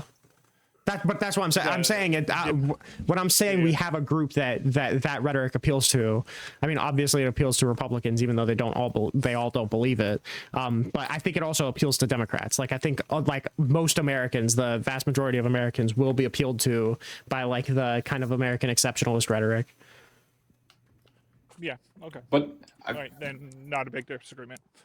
Yeah, I guess my hesitation is that I also think we should incorporate patriotism, but I think it should be, it should be smart because it's end up gonna like. You know what? I think it shouldn't be smart personally. I think that we should do it in a really dumb way. Okay. I'm sorry. I'm sorry. Go ahead. I'm sorry. It's cringe to say it, but diversity is our greatest strength. The fact that we have 1 billion different cultures coming to America and they all become American over time, that is American exceptionalism. We are fucking great at that. Every other country struggles to integrate new people into their culture. America just does it like every other day for fun. Yeah. You know what would be a great campaign slogan? No, I don't USA. care. Direct, go ahead. Yeah. Well, I guess my concern is that number one, this conception of American exceptionalism in that diversity and immigration is kind of leads to our economic prosperity. and provides innovation, all that kind of stuff. My concern is that it seems like this is a regressive. It seems like out of sync with, because the conservatives have already mostly engaged with that. That in particular, I agree. Yeah. Yeah, and the reason I say that we should be careful with it is because you can just be outflanked. Like they can frame you as a fake patriot and then outflank you and say, okay, what's your immigration stances? Like, do you think we should restrict H-1Bs to give jobs for more workers? Do you think we should that? That's what's happening in the UK with Keir Starmer, who's trying to be a patriot, a centrist patriot. He's just being totally outflanked by Reform UK. Yeah, I agree. Like, you'd have to do it in a tailored way. I agree. And I don't know if immigration is something that necessarily would be catered into that. I agree that it feels like that's not sitting as satisfactory as it realistically should be. But I don't think that means I don't know. Like, you're appealing to something that I can't really comment on because I'm very unfamiliar with any sort of external politics. So I mean, I'd have to read into it and let you know, I guess. I guess what I would just appeal to is that I don't know. I feel like the relationship between America and patriotism and the England and patriotism is probably different. I think if I was in the UK, I probably would be less pro-immigration than I am right now. If I was a UK person worried about UK politics, because from my understanding, Europe wishes they had an immigrant population like America that was good and hardworking and low crime rates. Their immigrants are a different class. Literally, they're a different class. They're refugees from Syria who are forced to go to Europe. Americans immigrant population wants to be in America. Awesome. Yeah, we do have a great immigration selection program. That's pretty good. True. Well, and I mean, that's something that you could uphold as well, right? Like our immigration is fucking cracked. Let it do its job. God damn it. Yeah. There's also a selection bias. People who don't want welfare and want to work their asses off, come here. If you want welfare and you want to be a lazy piece of shit, garbage immigrant, go to Canada, go to Norway, go to Sweden. America, you come to work because our welfare sucks. I don't know, guys, because a second prong as to why playing with the left actually works so well is because also, you just by the way, that's not even necessarily true. Our warfare is pretty decent overall. What is pretty? Holy, missed the point. It's decent. God damn it, cringy! You are missing every point that comes across you. I don't understand. I think I'm blaming it on the Vyvanse. I'm blaming it on the Vyvanse. I told you. Go ahead, Direct. Go ahead, Direct. Right now. Cringy is transforming into Destiny. My pupils are dilated. I'm so locked in to this game, but I don't know. Cringy, you should be locked into studying for finals, bro. What are you doing? True. Finals are next week, dude. Anyway, Direct. Lock in. Okay, yeah, so another well, I was gonna say that I meant to say this before, but another huge benefit of working with more progressive, playing with kind of the left, and by playing with the left I mean adopting their rhetoric and maybe some policies, as well as collaborating with the organizations like the DSA, just one example, but there's a few others. So another benefit is that you to be clear, so we may be talking about a separate thing. I don't have a problem with adopting some, making some concessions to the further left or working with their administration. I have no problem with doing that. I'm just saying that if you're comparing somebody like a more establishment person, or a more established person like a Pete Buttigieg to somebody like an AOC, I still think that I'd probably prefer the AOC. Or at least somebody that just doesn't avow themselves as a socialist, but would be willing to make concessions to the further left. I wouldn't have a problem with that. Yeah, nice chatting with you, Tron. Love you, Tron. Oh yeah, So the reason I say that is because that's not the strategy that centrists are taking. Specifically, in Minneapolis, because I was here. The Frey campaign, who is kind of the incumbent candidate, who's more of an established Democrat. he actually began collaborating with Republican donors, and he like solicited donation money from them, and they were like registered Republicans who voted for Trump. That's true, and with Cuomo, literally Cuomo formalized this political dynamic into an endorsement from President Trump. That's true. That's true. And if that's what you were talking, if that's, it's possible that we were just talking past each other the whole time. If that's what you were criticizing, then I agree with that. Like, I think I would much rather build a coalition with the far left than the Republicans right now, because I think the Republicans are delusional. I think they have TDS, right? So like, you're not actually going to meaningfully pry them away from the Trump administration right now. I agree that it should be focusing more on reinforcing, but I don't think that like it has to be solely focused on reinforcing. And I don't think that we have to run a socialist in order to do it. That's all. Oh yeah, maybe. Yeah, I don't know. Is AOC a socialist? Like, would you understand her to be a socialist? I don't understand her to be a socialist, but I think that the American people know her to be a socialist too much. Yeah, because I consider AOC like a perfect synthesis of like the kind of character that I'm aiming for, like someone who is appealing to the Democrat constituency, but also appeals to both like the centrist constituency as well as the left-wing flank. It's also like possible. She's like a perfect candidate. It's also possible that she's also young, which helps. It helps and it hurts, but it's also possible that she just polls better than I think. Like, ultimately, I'm going to appeal to whatever is most effective, and if AOC is most effective, then I'm fucking voting for her, and it's easy. I was misunderstanding you to where I thought you were talking about much larger concessions than just like a policy thing maybe and adopting the rhetoric. I think that's perfectly fine. Because I think Mamdani ran an excellent campaign. He ran such an excellent campaign that I had a debate. Do you remember Scratch? Yeah, I know Scratch. I had a debate with Scratch over like if I was in New York, who I would vote for, and I said probably Sliwa. And then, like, after watching a lot of his campaign material, I was like, fuck, Mamdani's not that bad. Like, so that, like, he proved to me that his campaign was excellent. It's so much so that he got like the MAGA Republican, the head of the MAGA Republicans, to suck his dick in the Oval Office. They fucking gave him straight up Monica Lewinsky. So, like, yeah, I'm convinced that whatever Mamdani was doing, yeah, if we could recreate that, that's fine. I just think that he would have been more successful if he didn't like avow himself as a socialist. And personally, this isn't a rhetoric thing, but personally, I don't like anti-establishment types. I just don't. I disagree with them. I like the establishment.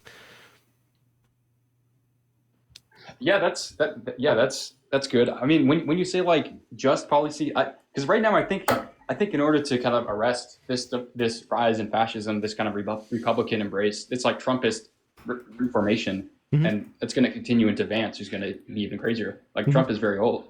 Vance is far more sophisticated. He's far more cognitive. Like he has more cognitive functions. Yeah, that's what I'm really worried about that guy. And probably more cohesive as well. I don't think that Vance is as keen to switch on a dime or call for the death of people. Like Vance isn't as keen to like shoot himself in the foot for no goddamn reason because he was so pissed off, you know? Right. Yeah, and dude, that guy's like an entity created by Peter Thiel. You spent 2 years in the Senate, and from there he, and before the Senate race, he was employed by these various tech jobs where people in the tech jobs had no clue what he was like a no-show job. He just had, it seemed to be like padding out his background for the Senate run. It's insane. And then from the Senate, he gets into the White House. Just a very like, very strange, like that guy's like totally connected with the kind of little tech oligarchy. Yeah, which but to be fair, I think also hurts his chances at election, right? Like I think whenever people look at JD Vance, there's like a lot of inauthenticity that comes with him. You have like some of the Republicans that are like, oh, well, did you ever lead like hillbillyology? But that's like 30 people, right? I think whenever most people see JD Vance, they see a shill. Yeah. So I'm not certain if he would even poll as well as Donald Trump. But like assuming that, you know, he's able to continue the dynasty, I'll carry on with you. Yeah. And so, well, what I was saying is that I think you don't have to go socialist right now. I think that would be like actually an overstep. But it depends how fascist these people get. Like, I don't think yeah. So that's, yeah, I guess like if these people go like full on race nationalist, I don't think like liberal centrism is going to defeat that. I agree. But at the same time, I also, maybe this is misplaced. I think I have more faith in the American people than to go like full racial nationalist. I feel like that would just be, I don't think that would be feasible. Well, like, I feel like that's a really big unspoken step, and I think that Americans, like even all Trump voter Americans, won't call themselves racist, right? Like I feel like that's a line that a lot of people aren't willing to cross. And if you do genuinely start going into racial nationalism, like we as Americans have like a very, very particular like dislike for that kind of shit, you know? Yeah, well, yeah, I guess what like makes me very hesitant is that it actually aligns with their administrative interests.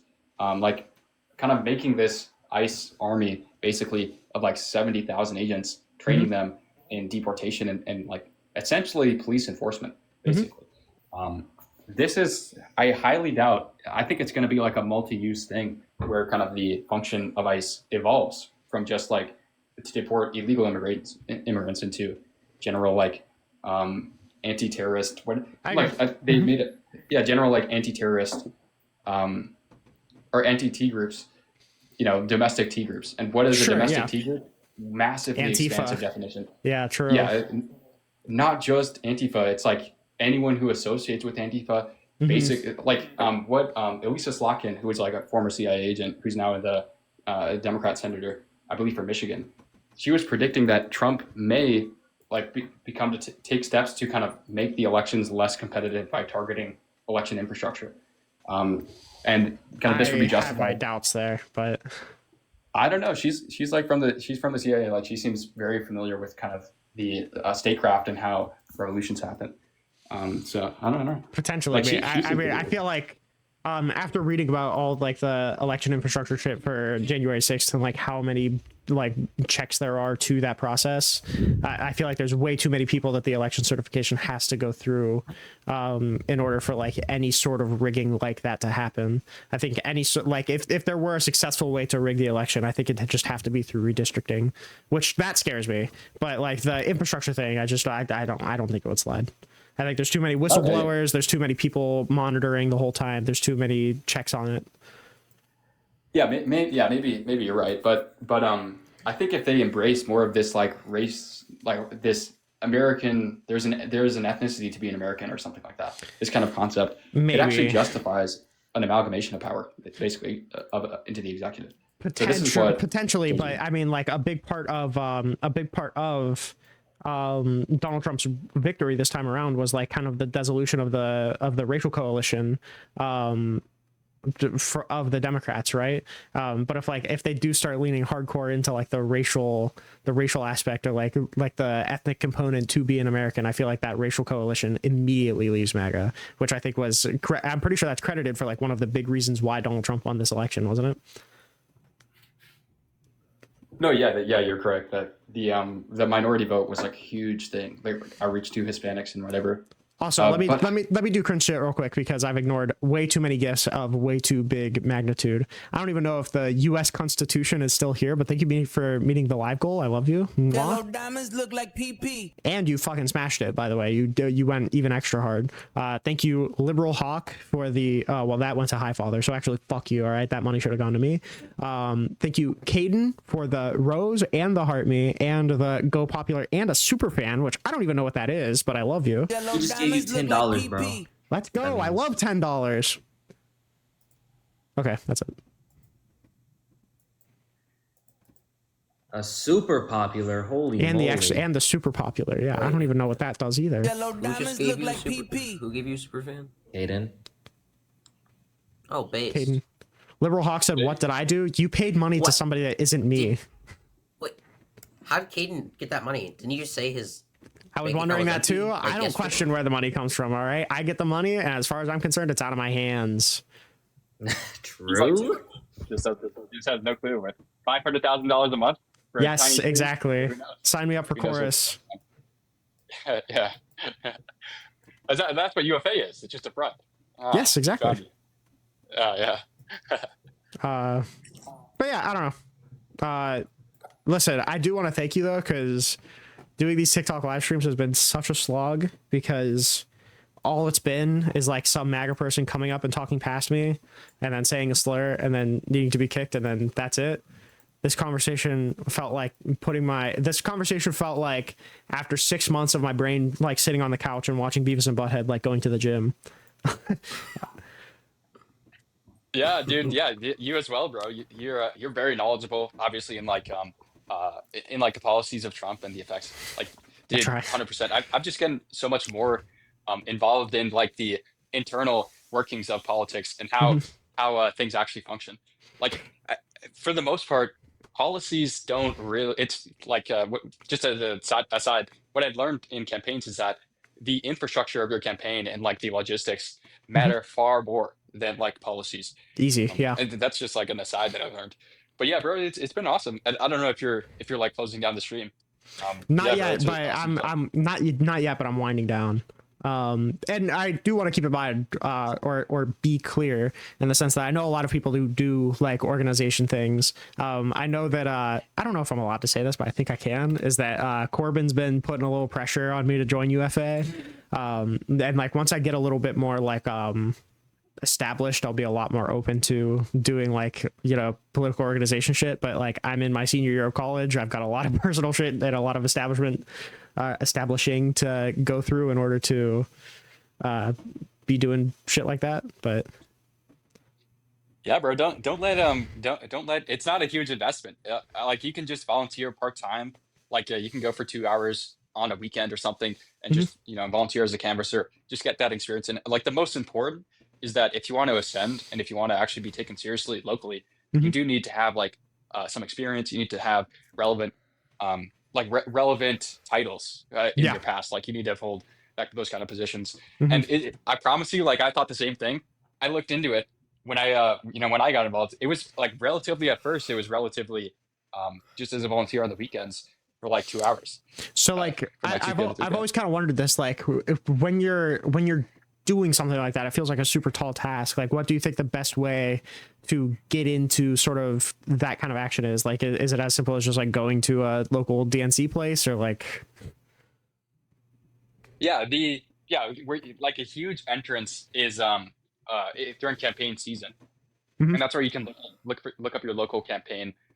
Maybe you want to go for a state house campaign or a state senate campaign, or like or like for city positions like a mayorship or something, and you can begin by volunteering as a paid canvasser or something like that. And then from there you can request more responsibilities, and then you can just like ascend, climb your way up from there. That's what I did. I have a buddy that like a personal one that I went to high school with that ended up doing a bunch of canvassing for Kamala Harris. Oh, nice. Yeah, if you can parlay that way, you can parlay that into like being a field organizer, or being like a campaign director. Like, yeah, dude. And once you're campaign director, you're kind of in the field. You can also, from there, you can, once you have directed a campaign or maybe two, then you can become like a strategist and advise campaigns or help with their fundraising, et cetera, et cetera. And bro, as a strategist, you can kind of dictate you can dictate the contents of the policies of that person. It's kind of interesting. You can kind of play like maestro basically for the city. Yeah. Renil, well, also I can't really not like. I can't reveal too much also, but like I know a former mayor, so I think that's kind of cool too. Maybe nice. I could get a little bit of leverage there as well, but I can't say where because I don't even tell people my state, so I couldn't tell you which mayor I know. No worries. No also, worries. Liberal Hawk, just so you know, I was joking. All right, I know you're a member, and I greatly appreciate it. Okay, I'm joking. Okay, I didn't need the 2 cents that you gave to Highfather. I really didn't, but I love you. What are you gonna say, Cringy? Yeah, aren't you more into like long form content? Because like UFA is like is like short form content. Yeah, sure, but I mean like yeah. That's it. Yeah, but I mean, like, just because I post short form content doesn't mean I can't post long form content. The biggest holdout for UFA is that I just don't know if I can dedicate as much time as they would expect me to, because I'm a graduating college student. Getting shit going. I still like to read. I still like, this is as much something as I like doing as much as something that I think should be done. Like I like having conversations and bullshit. Is your political degree political, or is your rather? I just like messed up the words of that Yeah. sentence. Is your college degree is it aligned with your political ambitions? Is my question. I really wish it was. If I was going back 4 years ago, it absolutely would be. But I'm a graphic design major, so no. Well, it could be. I mean, theoretically, I mean, graphic design is still something that you could parlay into working with political campaigns, but. Yeah, dude. There's a Zoran Mamdani had his like if you go to some larger city where the campaign raises much more money. Like, dude, even like a 500,000 person city like Minneapolis, this Jacob Frey, he raised $2 million, in total, right? His personal, what he raised personally as well as his independent expenditures. And bro, I think that's like enough to sustain a digital, graphic design person. Yeah. Like Zoran Mamdani, his entire, like all of his campaign, he had a team of graphic designers who's like specifically, bro, you could parlay it into politics. Well, yeah, the nice thing about graphic design is because like I grew up as like an artist, right? So I just wanted to get some sort of art degree. If I was going back, and I didn't really have this kind of interest in any sort of political thing, so I wasn't as interested in doing this when I was little. But I went for some sort of art degree, and I went with graphic design because I can't be fucking Michelangelo painting the Sistine Chapel. It's 2025, but also because like you can parlay a graphic design job into almost any realm of interest, right? Like there's so much like applicable knowledge that you get as a graphic designer that you can move into like almost any industry with, because every industry needs a logo, every industry needs branding, as long as it interacts with the public. And even if it doesn't, like you still have to present like or prepare like presentations for shareholders and bullshit. The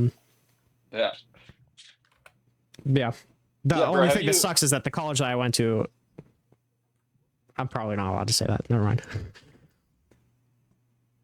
No, yeah, bro. If you're, do you have like any higher ambitions with like as a personality in the kind of the media market? Like, do you desire to be someone well established?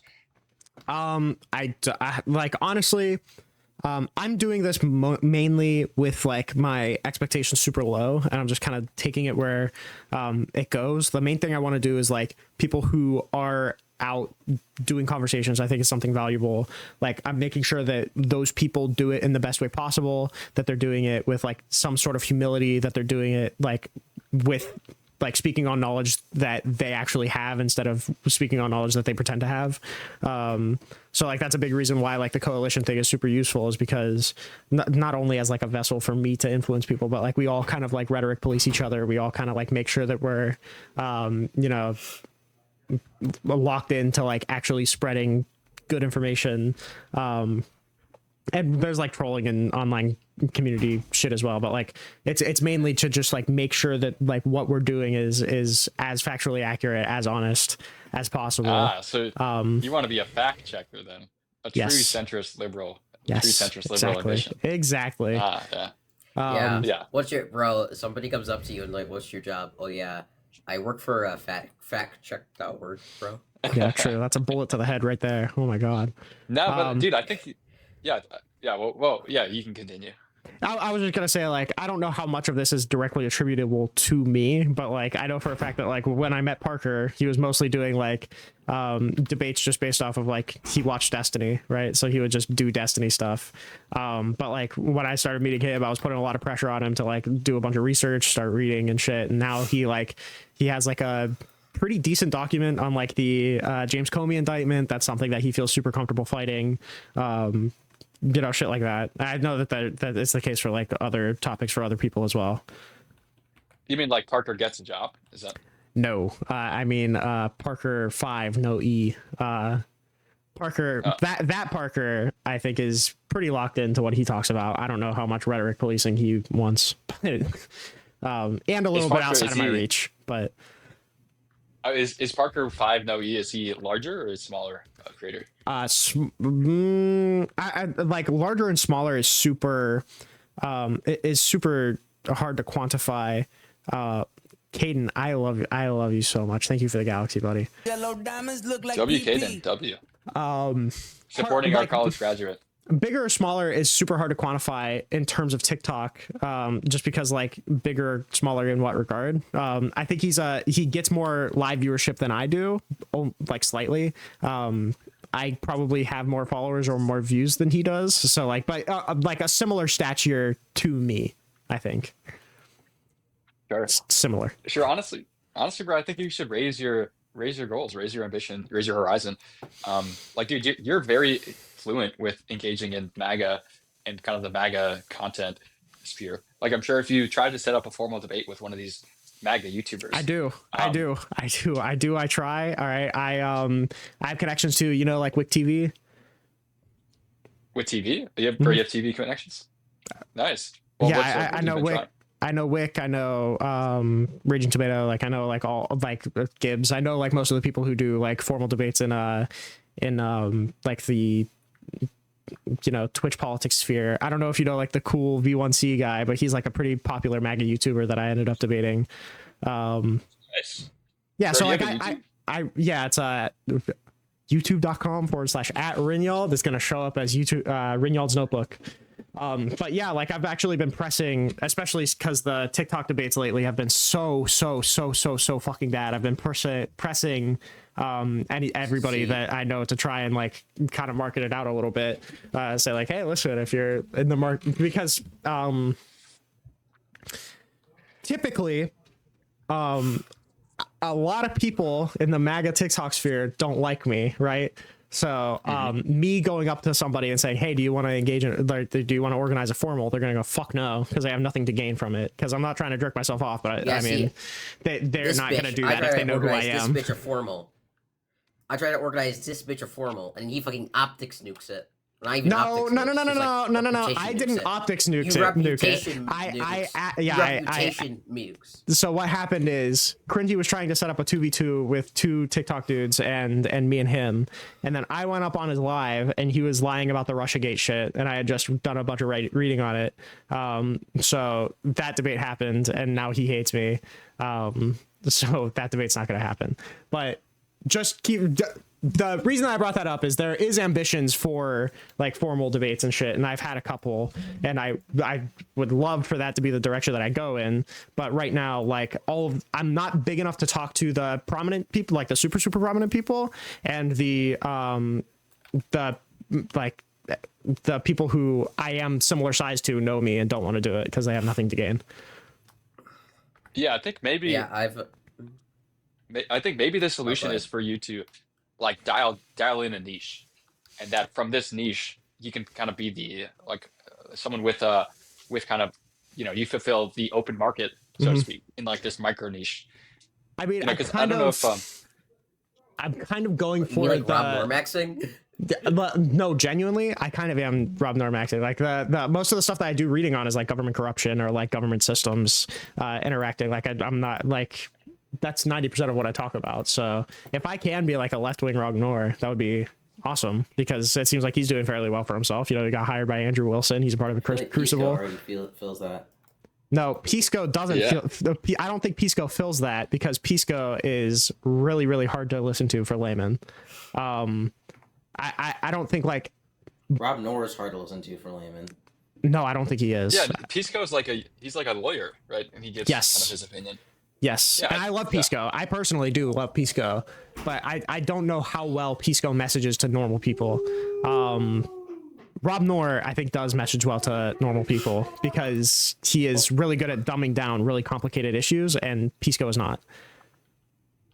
I don't know about that. I think he'd be bigger if he was good at that. I don't think so.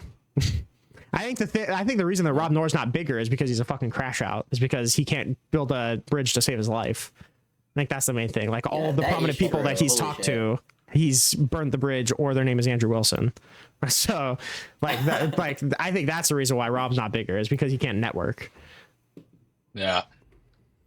Yeah, I think like when you listen to the Pisco debates with Rob Noor starts to sound equally confusing because you get so like in depth on the topic. That's true, and I'd be willing to do that as well. But Pisco, I don't think Pisco can dumb down his message as much as Rob Noor can. You know, I feel like Destiny can, but Destiny, all right, he's got a little too many skeletons. He did well, yeah, that and a little too many skeletons in the closet. All right, let's not beat around the bush. They're piling up year by year. What's the one the RFK quote? It's like, if all the skeletons in my closet could vote, I'd be president of the world. Yeah, that's Destiny.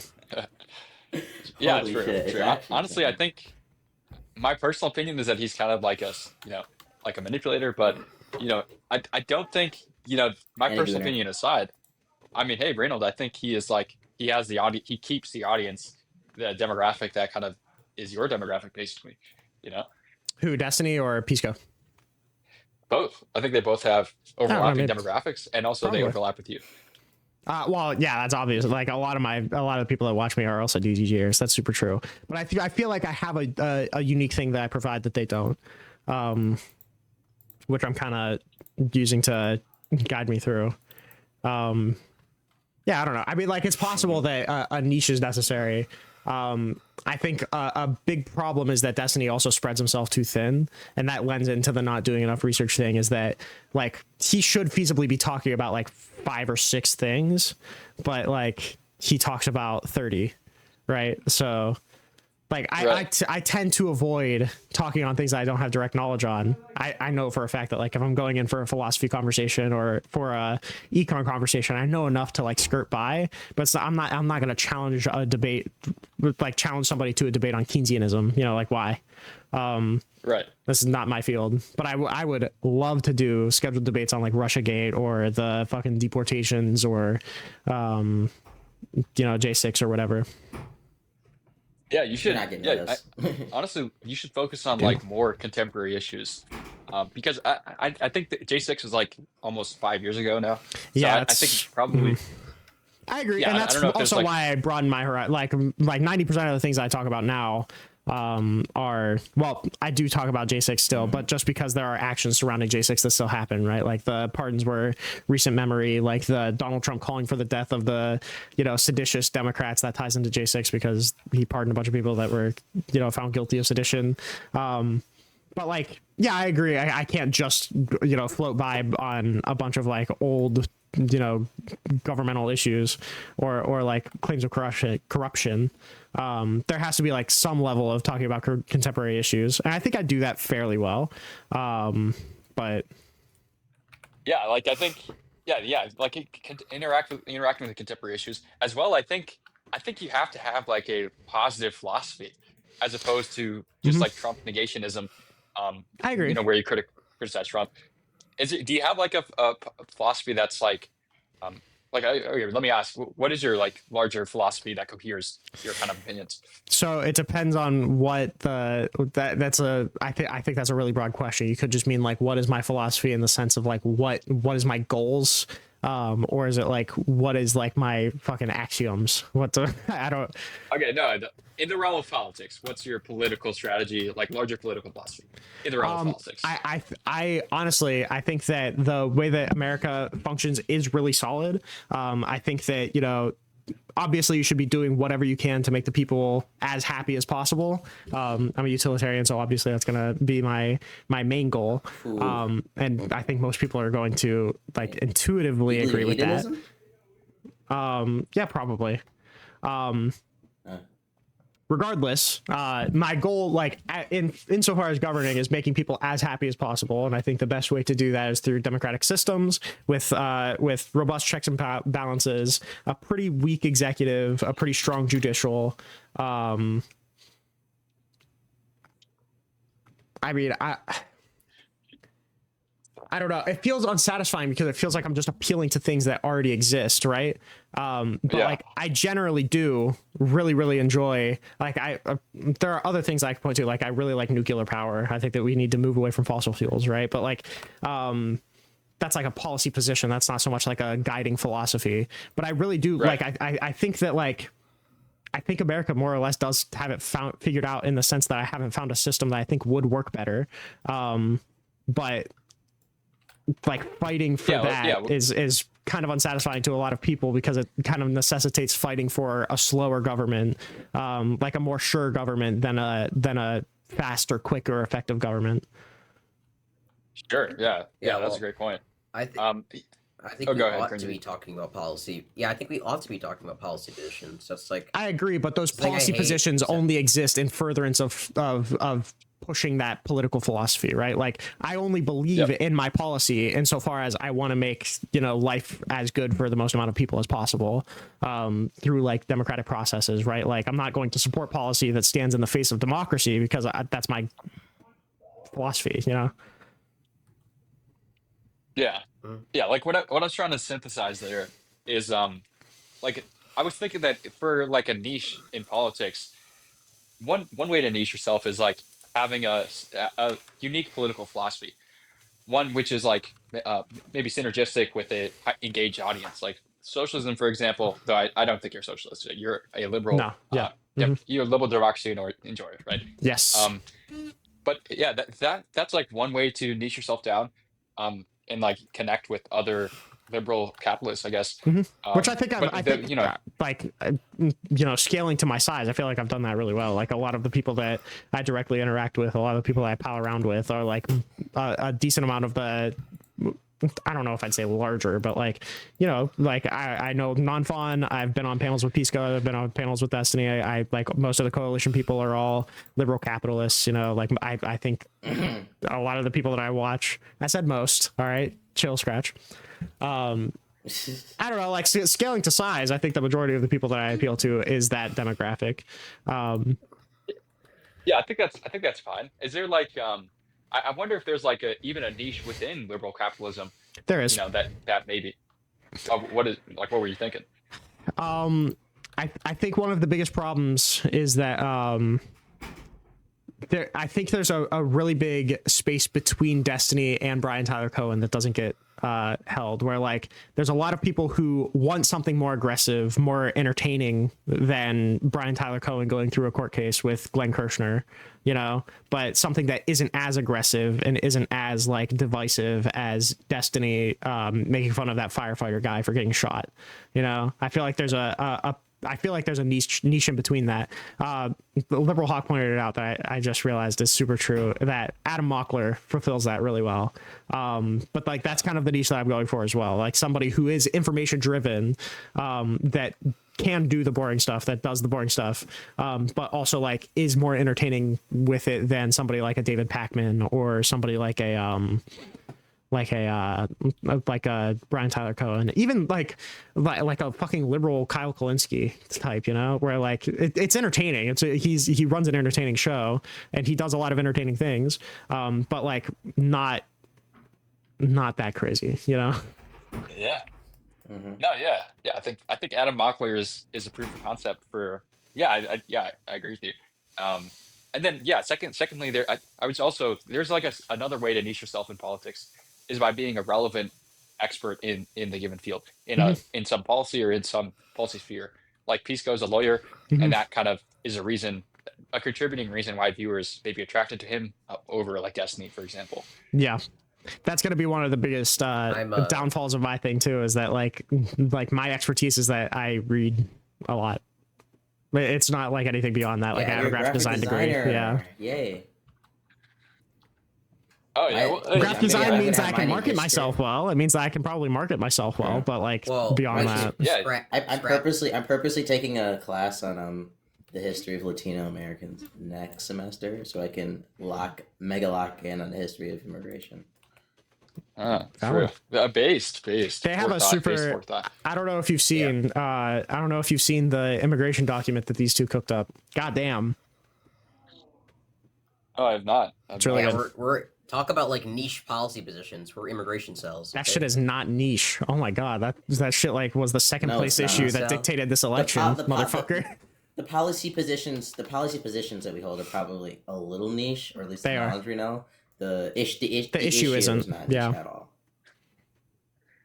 Whereas like I get dripped off a lot for the J6 document that I wrote, but like realistically, most of that just came from like synthesizing like primary source documents and the Jack Smith shit. Like I just took the most important things, but it's not like something that was impossible, you know. Whereas I feel like I actually genuinely feel like that immigration doc is a bigger feat than like anything that I've done, at least like research wise. Literal, like it took me like literally 4 years and 2 people. So I know. Wow, bro. Wow. That's very tempting. It's a little off topic, but it's very tempting to solicit that document. Is it in the Discord? I think it's definitely possible. Yeah. Yeah. Cringy just posted in Academia the updated version with the new section. I posted it in I posted it in Renild's. I posted it in Tower, and I posted it in Coalition. So yeah, we all three of those Discords. You updated the section that's specifically about like labor shortages, correct? I'll tell you what, if sorry. Did you see a disinformation section? There's a new thing there now. If you what's it about? Direct, if you DM me, or I can DM you, I have a server full of like a bunch of liberal kind of quote unquote content creators that just like kind of network around, do shit, post research and stuff. I think the immigration doc is in there, but I feel like you would see some use in that. Yeah. Yeah, bro. The Tower. Sure. No, it isn't a Tower. I posted it in the Tower. Yeah, exactly. That's what I'm saying.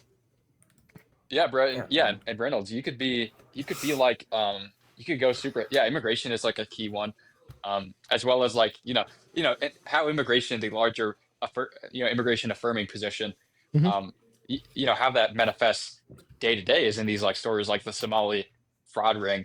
It's not a Somali fraud ring. Only 80 people were participating in that. Almost there's 40,000 people who are Somali in Minneapolis. That's nothing, or in Minnesota rather. That's like, it's not if there's like a group of 80 white people, would it be a white fraud ring? No, but that idea, that story, I think is like one of those manifestation, like sort of day-to-day concrete manifestations of like the immigration topic, which is like a contemporary issue you could have like. I mean, I guess on a broader sense, one of the bigger issues that like almost everything that I talk about links back to is that like most of the reason why I'm doing this is because I'm starting to see like a really really big lack in critical thinking skills and a really big lack in humility in political conversations, where everybody acts like an expert but doesn't engage in any of the things that would make them an expert. Okay, buddy. Okay, buddy. So that's like one of the biggest things I've been hitting at as well, which is a lot more abstract than like what niche you're talking about.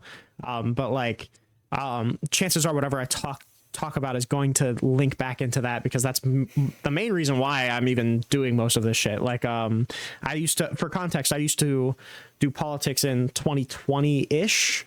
And I was not 18, okay, but I was on a couple Twitch panels.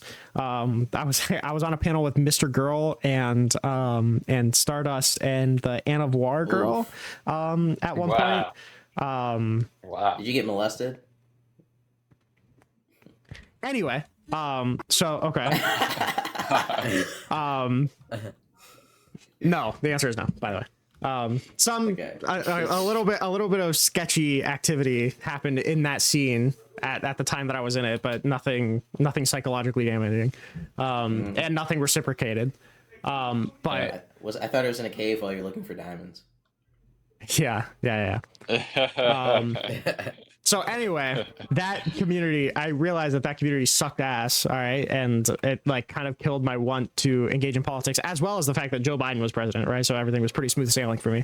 Right. So I ended up taking like a super long break, and then Donald Trump got reannounced. And after I saw the mugshot, I ended up getting back into politics and reading all the bullshit and being like, this is crazy. Nobody's talking about this.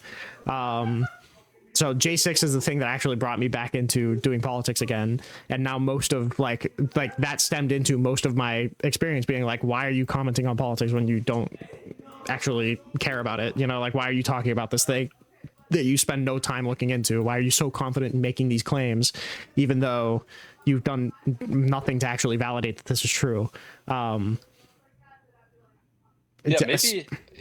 you're talking, Reynolds,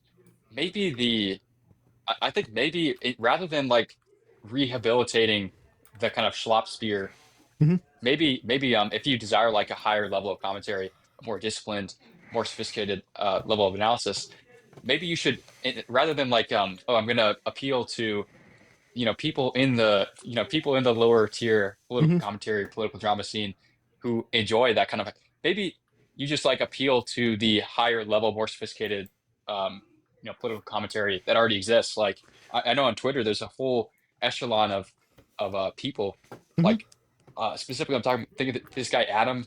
I forget what his name is, but he's got like a few 100,000 X followers. And I'm not saying that X is like a platform that you need to dominate on or anything, but it's just a proof of. I mean, Substack could also market. So Substack could also be super helpful in that too, because like I do write Substacks and stuff, and that's like a much more sophisticated politics scene than anything on TikTok or anything on YouTube. But I think the problem with that is that, one, like ultimately I feel very unsatisfied with doing that work in general.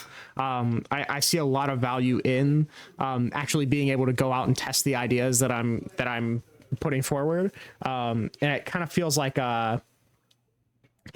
with the higher intellectual thing, unless you already have like a name established for yourself, the only way that you can actually go out and seek criticism of your work is in these kind of lower tier political communities. And second, again, not to jerk myself off too much, I feel like I'm a decent enough rhetorician to where like doing something that high level would either result in me not kind of being the kind of personality that I am naturally. I don't really want to compromise, and I would probably have to in order to appeal to a more higher sophistication political community, or I would have to basically remove the personality totally, which I don't want to do, because I feel like I'm a skilled enough rhetorician to where that would be a disservice, you know? Yeah, maybe like I was thinking like someone like Ezra Klein. He has sure. I feel like he keeps like a perfect, his audience is higher income. So he, even if he didn't write for the New York Times, even if he didn't have his own book, that generates him millions of dollars, he would still have a nice amount of income. Sure. Yeah. And then secondly, I think with the rhetoric you said, I think maybe the rhetoric would just have to adapt and become more professional and less. That just feels a lot less like it just feels like a weird thing to say, but I'm just naturally less mature. Like I don't know how much I could mature up my rhetoric, because I like my sense of humor is super immature. Like the way that I talk to people, I mean, it obviously depends on who I'm talking to, but if like I was having like super high level academic conversations all the fucking time, it would be more like heart fulfilling, but it wouldn't feel like, it wouldn't feel like me doing it, like that's not the kind of personality that I lead. I don't think. One of the problems you're going to have is you're not going to be able to like find any people who are high level in academia who disagree with a lot of these positions you hold. On the positions that I hold, I don't think so, or at least that would engage in good faith. Like I could probably find MAGA lawyers to debate, but it's going to be like good logic, and like kill me. I feel like when we say like, okay, let's find MAGA lawyers to debate, like we're literally talking about like debating like smaller versions of Rudy Giuliani. These people are the most unprincipled fuck you've ever seen. Most of these people, but I could find. I feel like half the time they're like their legal practice isn't even the thing they're talking about, and they're like half like talking out their ass. But I could find like people who theoretically, like a good niche that I could theoretically go into is if I lock super hard into climate change, right? Because there is genuine disagreement a lot with like academic communities there, but like. If I'm being honest, I feel like I would just have to like neuter my personality so hard in order to get those kind of connections that I don't know if I'm the best person to do that. I feel like that doesn't feel like spiritually satisfying to me, Yeah, I mean, I guess like Professor Dave does it, doesn't he? Professor Dave is super fucking condescending. Holy shit! Even with Professor Dave, I don't know if anybody would classify what he does as like academic per se. Like I don't think anybody looks at what Professor Dave does. What about Mehdi Hasan? Not really. Yeah, Mehdi Hasan's a good example, but he has the credentials as well. Well, Professor Dave literally had who's the stupid guy who talks about like square theory all the time and has like the Three Horsemen podcast? Oh, I keep forgetting his name. The point that I'm making, though, it doesn't matter, because regardless, Professor Dave has those credentials, which his name is Professor, so I assume he does, and Ezra Klein, I believe, has those credentials. He's not even a professor, no. Okay, whatever. As somebody with no credentials, right, with a fucking graphic design degree, like, I feel like I would have to be on super extra good behavior in order to maintain any of the connections that these people do, just by extension of having their experience, you know, or having their Professor Dave, degree or whatever. Professor Dave does have like a master's, I forgot, in like some STEM field. I forgot exactly. Yeah. So. Yeah, and no doubt that if you want to target a higher end audience, no doubt that credentialism is going to increase, like that kind of belief that you're.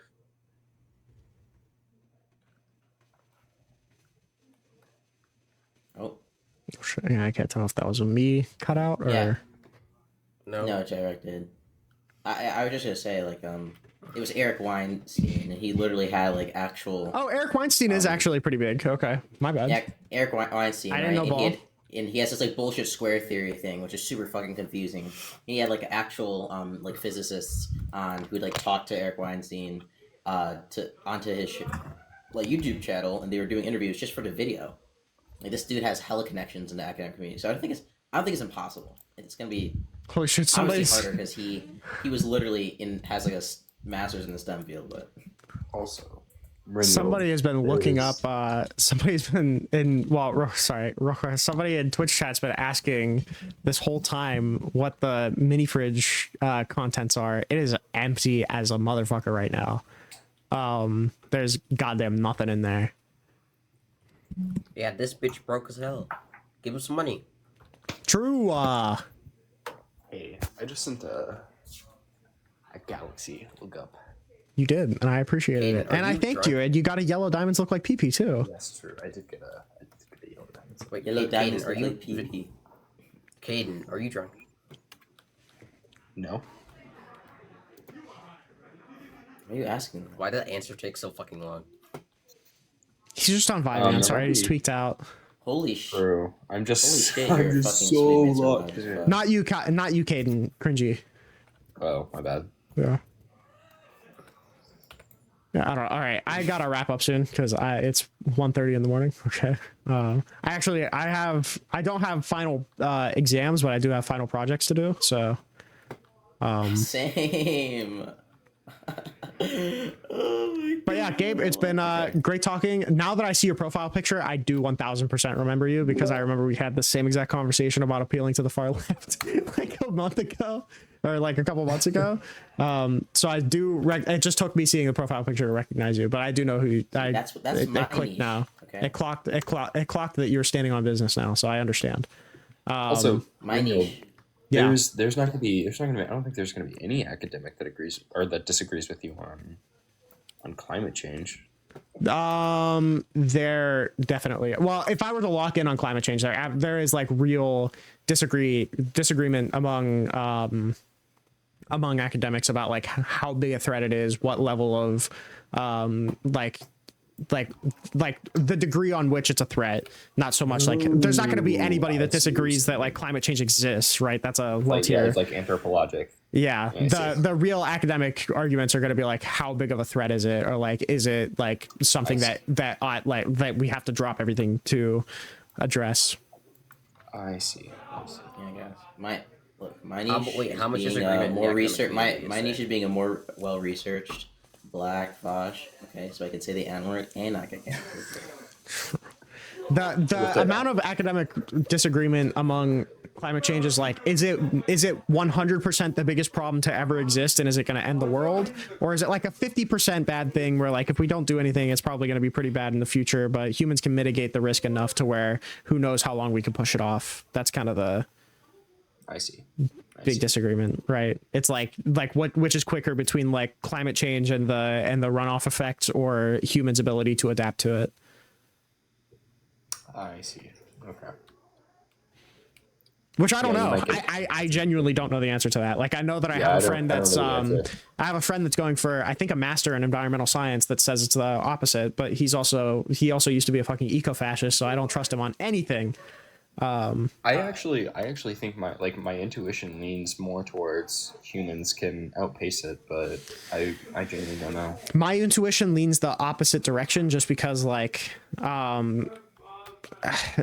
there's only so much innovation that we can do beyond what we have, right? Especially when right now we are developing innovations that we could do. We could move towards renewables. We have nuclear energy, but not only are we not moving towards those alternatives, but we're actively moving against those alternatives. When alternatives like that are implemented, humans are starting to go against it, right? Like Trump got rid of a bunch of the subsidies for clean energy and nuclear in favor of more fossil and in favor of more oil subsidies, right? So like any amount of human innovation that we could theoretically possibly do is being walked back right now. So even if I granted that humans could possibly outpace outpace climate change and innovation, I'm not faithful that humans right now will. Yeah, that's fair. But as a I kind of feel as a closing okay, so you guys said something a while ago. But yeah, Reynolds, if you're like less interested in like this kind of credentialed space of like the higher end political commentary, yeah, I totally understand that. And I was thinking, your immigration, you guys said you have done a lot of research on immigration. That like reminded me instantly, like, whoa, the Groypers, which is like a politically ascendant ideology amongst the exact space, like the YouTube podcast, YouTube live stream, the YouTube politics space. Bro, Nick Fuentes clips get like 200,000 views, like 1 million views in 4 months. Like, dude, and all this Groyperism, this like anti-immigration stuff, has so far been unaddressed by anyone. By Destiny, he doesn't really engage in it. And if you look at on YouTube, all these Groyper debates between liberals and Groypers, they get like a lot of views. Like there's a large demand, but just not much. Destiny at least used to, which is nice, but. The two biggest problems with that is one, Groypers are fucking crazy. All right, your ass might get doxxed if that's the kind of community that you're looking to engage in, or at least like DDoSed or whatever. And two, I forgot. So, two is that I feel like Destiny. I feel like Destiny is going to be like the strongest liberal warrior. That's cringe to say, but warrior against. I locked in. Are you? Where? You think he's the strongest debater? Okay, I don't know where the academic community legitimately just laughs at the Groypers. Stop making up my number two. Stop making up my number two. Okay. That's not number two at all. What I was going to say is that instead of directly engaging with Groypers can be helpful. But like something else that would super fulfill a niche, I think, is that like, this probably isn't something that I would lend myself to either, but I theoretically could see a world where I did cause like I'm super jaded towards debates right now. They're really, really, really, really, really bad. Right at the moment in particular, there is no like amount of capitalization that's been happening on like the video essay community from liberals. Like video essays are dominated by leftists, like super, super, super bad. I think it'd be really, really easy to capitalize on like the kind of ContraPoints aesthetics, the kind of like philosophy tube or like unlearning economics from like somebody that's not a socialist or somebody that's not like a super big wokey. I think that could be really solid. And you could really get into like that's somewhere where you're like super free to explore like the most niche political ideologies, because that's like almost what's encouraged with video essays. I think that you could explore like Groyper arguments for immigration through a video essay super, super easily, and like there'd be virtually no people that are fulfilling that market. I just don't know how big of a market it is, but I imagine it'd be pretty solid.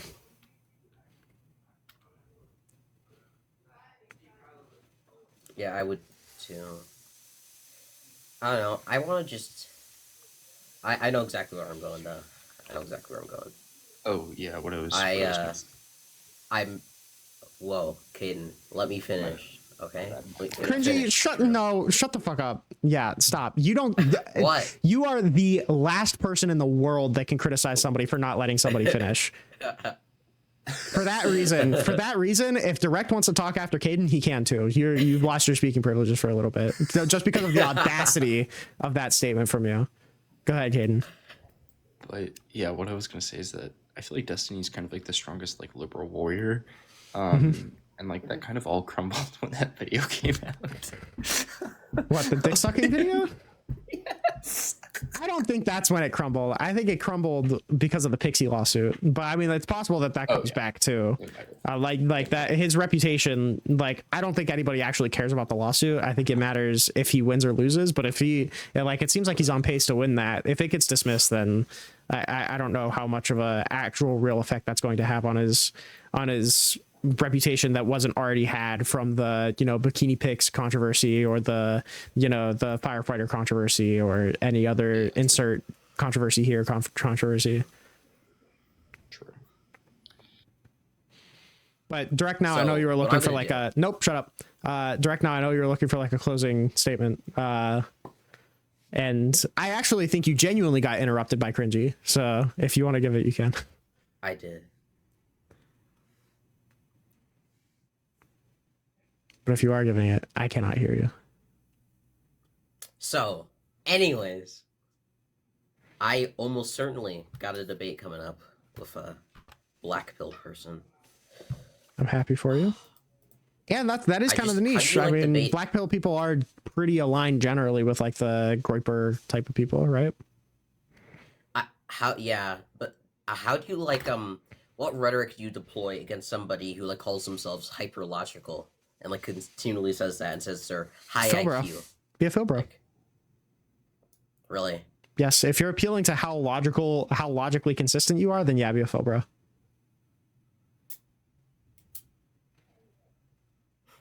Well, I can do that for sure. Yeah, you are good at it too.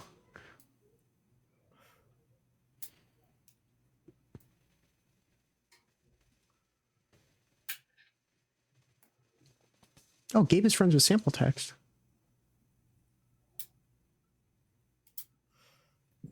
Fire. Yeah, because you see here, this Looksmaxer thinks that beauty is objective, but you see, objective means independent of the mind, and beauty is simply the subjective, subconscious experience of another person. Therefore, it can't be objective, as it is mind dependent. Yeah, I think if you're having a debate that's as autistic as that's the route that you have to go down. I think that's how you win that. The way you actually win that debate is by not having it, because it's the stupidest thing I've ever heard in my life. But if you want to win that debate, then you act like a Phil bro. Huh? If you want to win that debate, then you act like a Phil bro. I just want to send the black pill tier list. So I want to debate this guy, somebody else, then Clav. Then I want to switch back over to politics and bring that audience with me. That's gotta be a dog shit audience to bring with you, big dog. I know. All right. Well, anybody else have anything else before I go to bed? Oh, you're right. They be all Phil bro. No. Fuck. No. Sounds like crickets. No, I could be awake for more because I'm still tweaking for some reason. Yo, can you guys hear me? Hello? Oh, now I can hear you. Yeah. Yes, now we can hear you. Now. Yeah. Wait, how long was I muted for? Long time. No way. A long ass time. No way that I was muted for all that time. You super Wait, you guys were like almost responding to what I said. How long was I muted for? Did you hear when I yelled at Cringy for telling Caden not to interrupt him? Yeah. Then that's the I couldn't hear you Wow. then. So I don't know when your mic cut out, but that's when I asked you for a response and I got nothing. So I assume that was... Okay, wow. Yeah, I gave you multiple responses. That's crazy. I was trying to jump in. That's crazy. I was muted for this. Okay, so moving along from the kind of the surprise, inner stream surprise here. But yeah, Prince, I love the conversation, Ronald.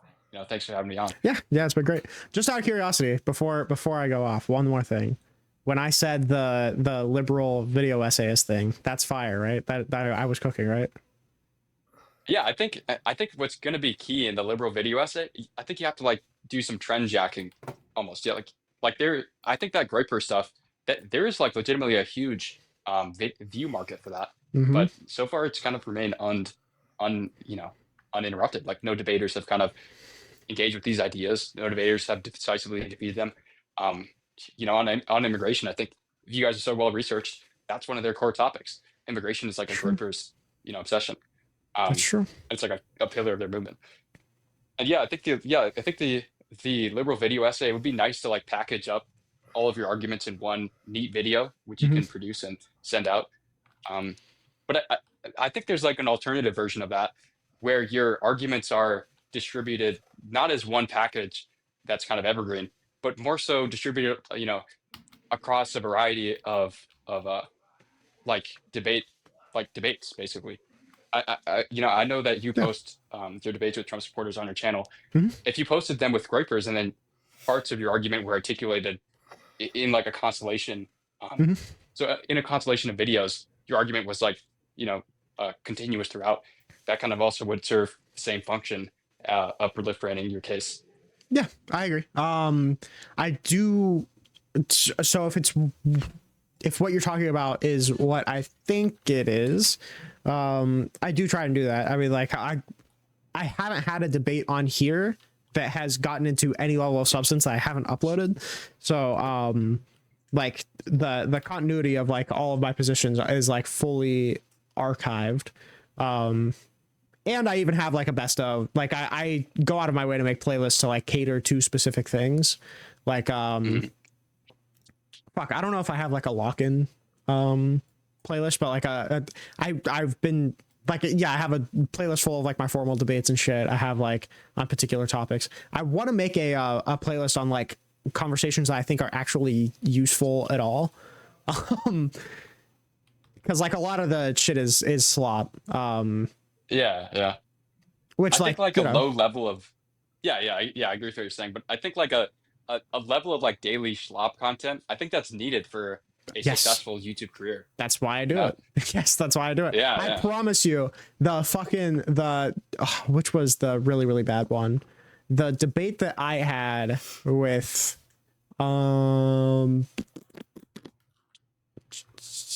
the one where the video title is America Shouldn't Have Joined World War II. If I didn't need to upload daily, my ass would not have uploaded that video. I'm not gonna lie to you. I think I look great, and I think it's a good performance, but like, I mean, like nobody's getting anything out of it. Like the dude said that like, Sure. oh, I don't need to care about anybody else except for me and my family. It's like, no, like nobody like logics their way into that opinion. So it's like, a debate on that's not going to matter at all. But yeah. But, I mean, at the same time, like I do try, I try my hardest to have substantive debates when I can. And that's why like with certain guests, you'll see that like some are like 16 minutes as soon as like I don't think anything's going to happen. But like most of my favorite debates, I have a playlist of my favorite debates and they're all like fucking 2 hours long. Because those are the ones that I can actually like dig into, Right. Yeah. I think the like your idea of like a video essay, but a liberal video essay in which you package the liberal position on a given topic neatly and concisely, and then this kind of video package is able to serve as like an information, completely contained information like package that can be distributed to other liberals perhaps, or even like be received by the larger market as they're impressed by such good research. I've genuinely been leaning toward that idea again, because I used to make video essay stuff too, but it was before I knew how to research, so it was slop, but I didn't mean it to be.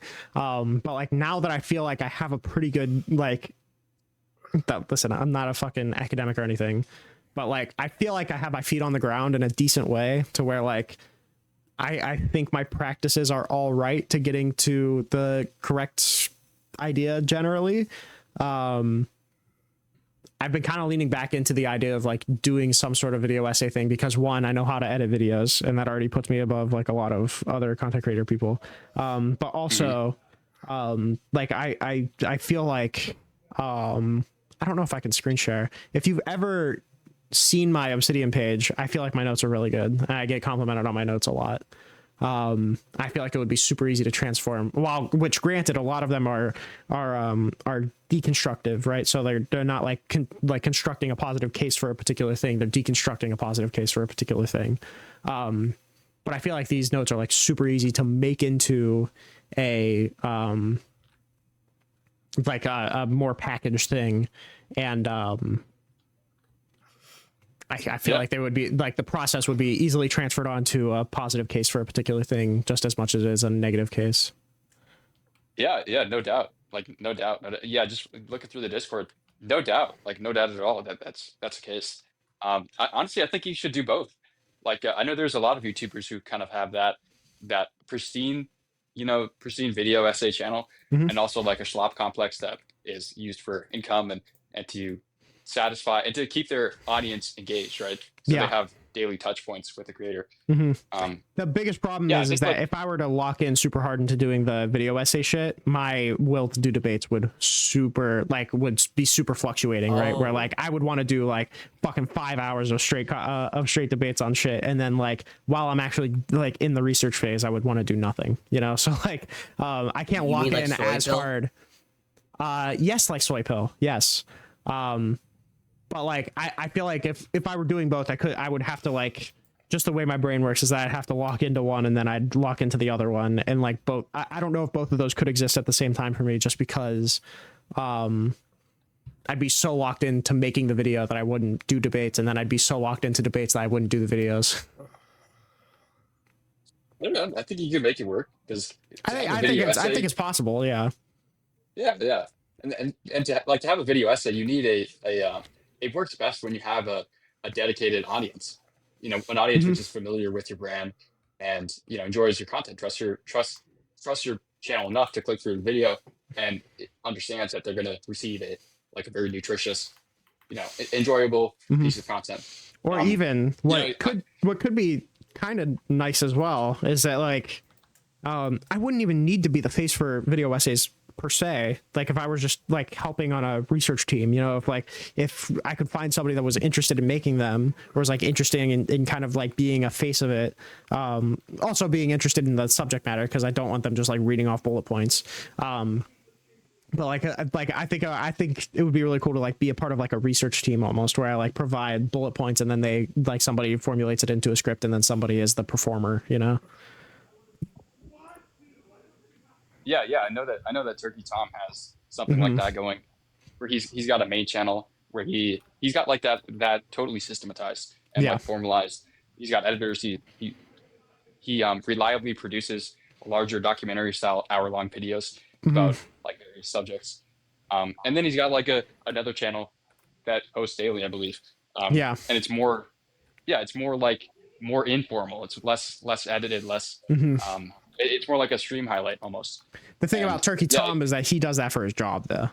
That's the big difference between Turkey Tom and he does like pop culture things. So if he gets a thing wrong on that, it's like, oh, whatever. He got like his fucking high school name wrong. Whereas like if I get a thing wrong on politics, that could like pretty drastically corrupt the entire thing. Yeah. If you're gonna do a video essay, you would need to, without like a already established audience, you need to have it like optimized for the algorithm to like pick up organically. Yeah. Dude, honestly, I think you should do this video essay thing. I'm thinking about it. Honestly, bro, there's another, like you already reliably stream. If you just start like engaging with some gripers and just post those debates on YouTube, I think you'd be pretty surprised. The problem with me engaging in the groypers is that I'm not prepared. Okay, I'm not ready for those kind of. I don't even know if I have like the historical background in order to engage with those type of people.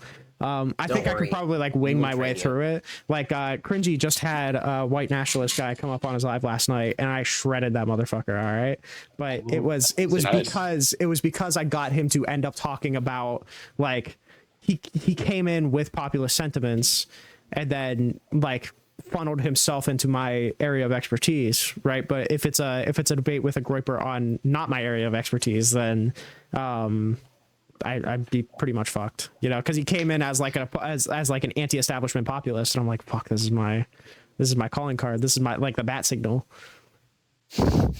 Yeah, maybe then you just like manipulate the conversation to that area, or you could like, yeah, I mean, like that's what Dean does. That's what Parker does. Yeah. The moment they're like, I remember there are white nationalists who got onto the space or who got onto Parker's Live, and you know he's not familiar with white nationalists. He's done no research at all. Mm-hmm. He's not able to effectively counter their positions. Mm-hmm. So what he does is he sections them off and then provides a moral, kind of like a moral disclaimers, and then removes them from the screen. So he's like very self-aware. Like he's in the conversation pathways that he's kind of guiding his debaters down. One of the best parts about Parker and Dean, though, is that they both came. I'm pretty sure they both came from like philosophy circles, right? And that's not where I came from, right? So I think they're a lot better at funneling conversations like that than I am naturally.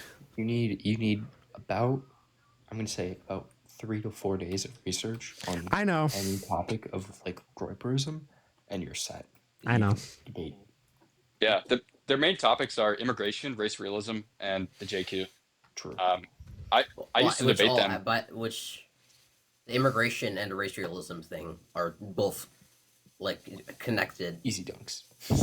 Yeah, because they're probably anti-immigration because they think race is a biological factor. Yeah. Yeah, exactly.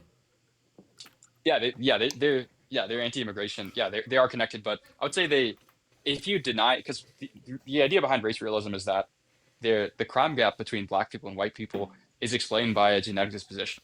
And so that's kind of why you don't want these troublesome, disruptive populations, because that's inherent to their genes, and that's never gonna, they're never gonna assimilate. That's kind of their idea, and that's why they want segregation, all that other stuff. So the immigration and race realism are linked. That's correct.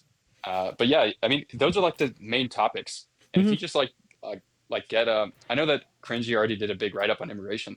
Like if you just familiarize yourself a little bit, like that's a huge market. I'm like fairly familiarized with like immigration insofar as like immigration processes already established in the United States, right? But like it's not like the thing that sucks is that the preparation that I do for immigration is more so what is happening and what isn't happening, and not like what ought happen and what ought not happen. Like I have my intuition surrounding that, but like the practical knowledge that I need to engage with like American politics right now is just like dispelling the propaganda, less so like making a positive, constructive case. And also, I feel like they're gonna talk up. But Kate can go. Yeah. I'm sorry, that might have been a little out of pocket. I'm sorry. This is okay. But I feel like the legal argument, especially. Wow. This is what happens when we cut Cringy off. Okay, is that Caden tries to talk and he fails. Okay, I assume what you were gonna say is that the legal argument feels unsatisfying to Groypers because they don't give a fuck about the law. Is that what you were gonna say? Yes, that's basically what I was saying. Oh my god, I'm so good. Which is true. That is true, but I think a lot of people get my shit mixed up. I think a lot of people perceive me arguing the law because I think the law is good by extension of it being the law, but I am always going to have moral convictions behind my defense of certain laws, right? So like I don't defend the First Amendment because it's the First Amendment, lol. I defend the First Amendment because I like the protections of, like, I like freedom of speech being protected. I'm not just going to appeal to the First Amendment for the sake of being the First Amendment. So like if any sort of conflict comes up like that, I'm probably just going to defend the American law, which I more or less do. I was also going to say that the legal argument, and like specifically in America, is a lot stronger than like the arguments that they're making. But like even the due process argument, like I don't argue that because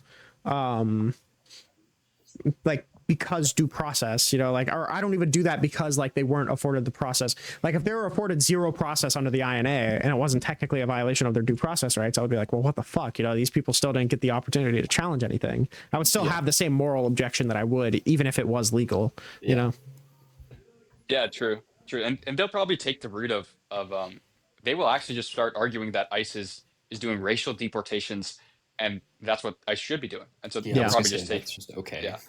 Yeah. Yeah, and then you kind of have to engage because that it is like you could say that that is obviously a racist claim, obviously. Yeah. But there's like premises to the conclusion there, which is that number one, the populations that you're deporting are disruptive. Number two, there's no they're not going to integrate in the future. There's no all they do is a net drain fiscally, culturally, whatever. All these other metrics. And then number three, then they you can say that you could make an argument in favor of like America's a white country, that kind of thing. And so you're preserving the founding stock.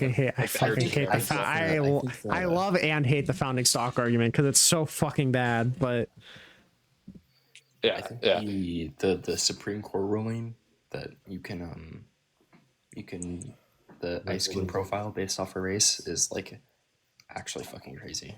It is crazy, but that doesn't lend towards groypers because they're not saying that like you can pick up somebody because they're brown and get them out because they're brown. They're saying that you can suspect that somebody is here illegally and ask them or like ask for like somebody to provide documents because of their race, because most of our illegal immigrants are here from Mexico, so like but I get that it's not necessarily racist. Well, I guess it is kind of racist per se, but like it's not racist in the same way that groypers are. Like I don't think groypers would be in favor of that because you're still asking them for documentation. They just want them gone. This is also going to be Andrew Wilson's argument as well, right? This is Andrew Wilson's argument, I think, is most controversial. No. Or like, how's Andrew Wilson's argument differ from the groyper argument? His argument is that we shouldn't let them in. His argument isn't that we should get rid of all the brown people. His argument is that we should get rid of all of the illegal immigrants and then not let in any more brown people. I also think that but he doesn't want an ethno state.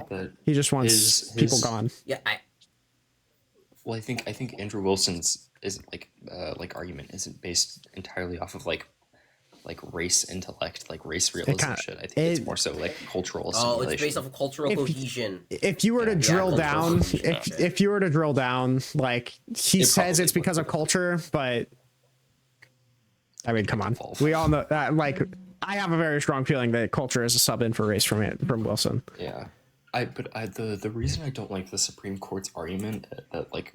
Okay, because like obviously a majority of like our illegal immigration is going to come from South America, but I feel like this is the same argument that like. Well, to be clear, I'm not even defending the SCOTUS decision. I'm just saying it's a different thing than what groypers would argue. That's it. Yeah, but like.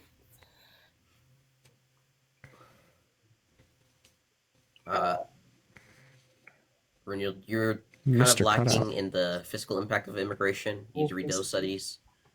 Impact on inflation, need to read those studies. Oh, and housing, need to read those studies. Thank you, Cringy. And obviously the demographic and cultural cohesion stuff.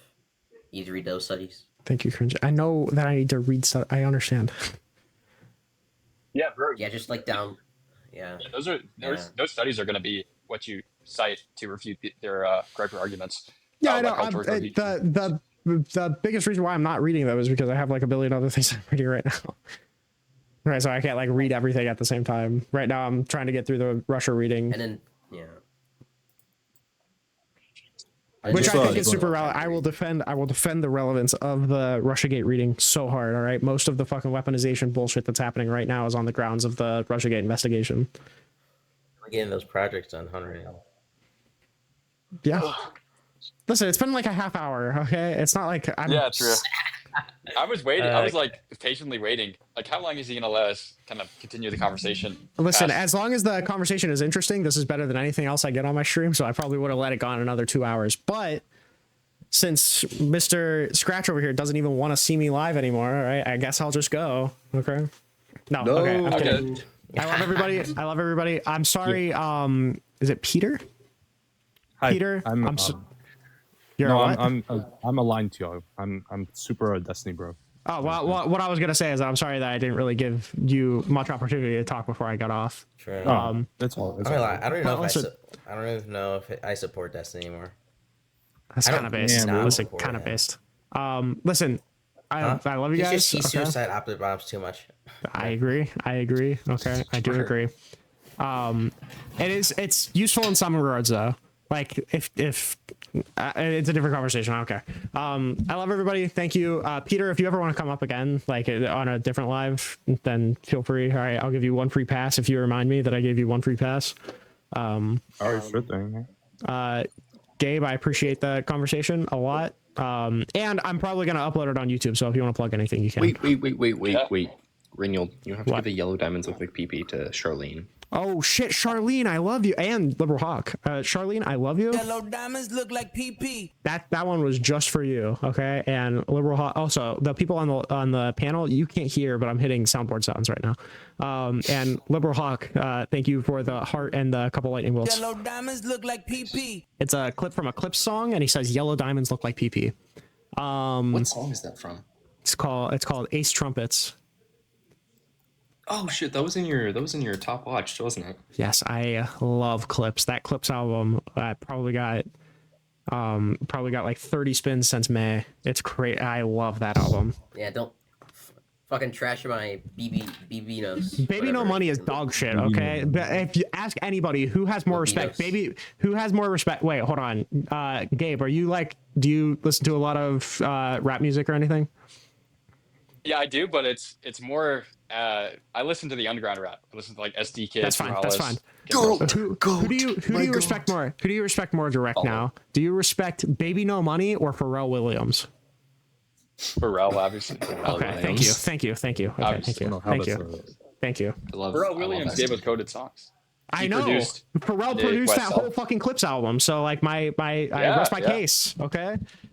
Bro, that was a 10 out of 10. Fantano gave it was I have a rate my money is just like I have a rate your music page. I think I gave the Clips album like a 97. So yeah, Bino's like a funny guy. Good shit. Huh? He's a funny guy. He's a funny guy. He makes dog shit music. His music is actually like some of the worst I've ever heard in my life. I'm genuinely not kidding. I watch his music videos. When I listen to Baby No Money, I'm like, why not just listen to Jack Harlow? Like genuinely, Jack Harlow does everything better. And I don't even like Jack Harlow all that much, but like, just go listen to Jack Harlow. He's so much better in every way. Listening to the music as I was watching the video. Yeah. Yeah. I just don't believe you. I've never watched a music video and been like, oh my god, I fucking hate this song. I just love the video. No, I thought the song was like mediocre. It's fine. Yeah, that's a bad enough opinion already. Okay. Also, what do you mean? No, it's like hold okay. On. No, this is bullshit. He was your number 2. This is bullshit. He would literally he was higher up on your rankings than like most of the fucking nerd jazz that you listen to. So I don't want to fucking hear that. My ass, you were watching it for the music videos the same way that you were watching fucking porn for the plot, loser.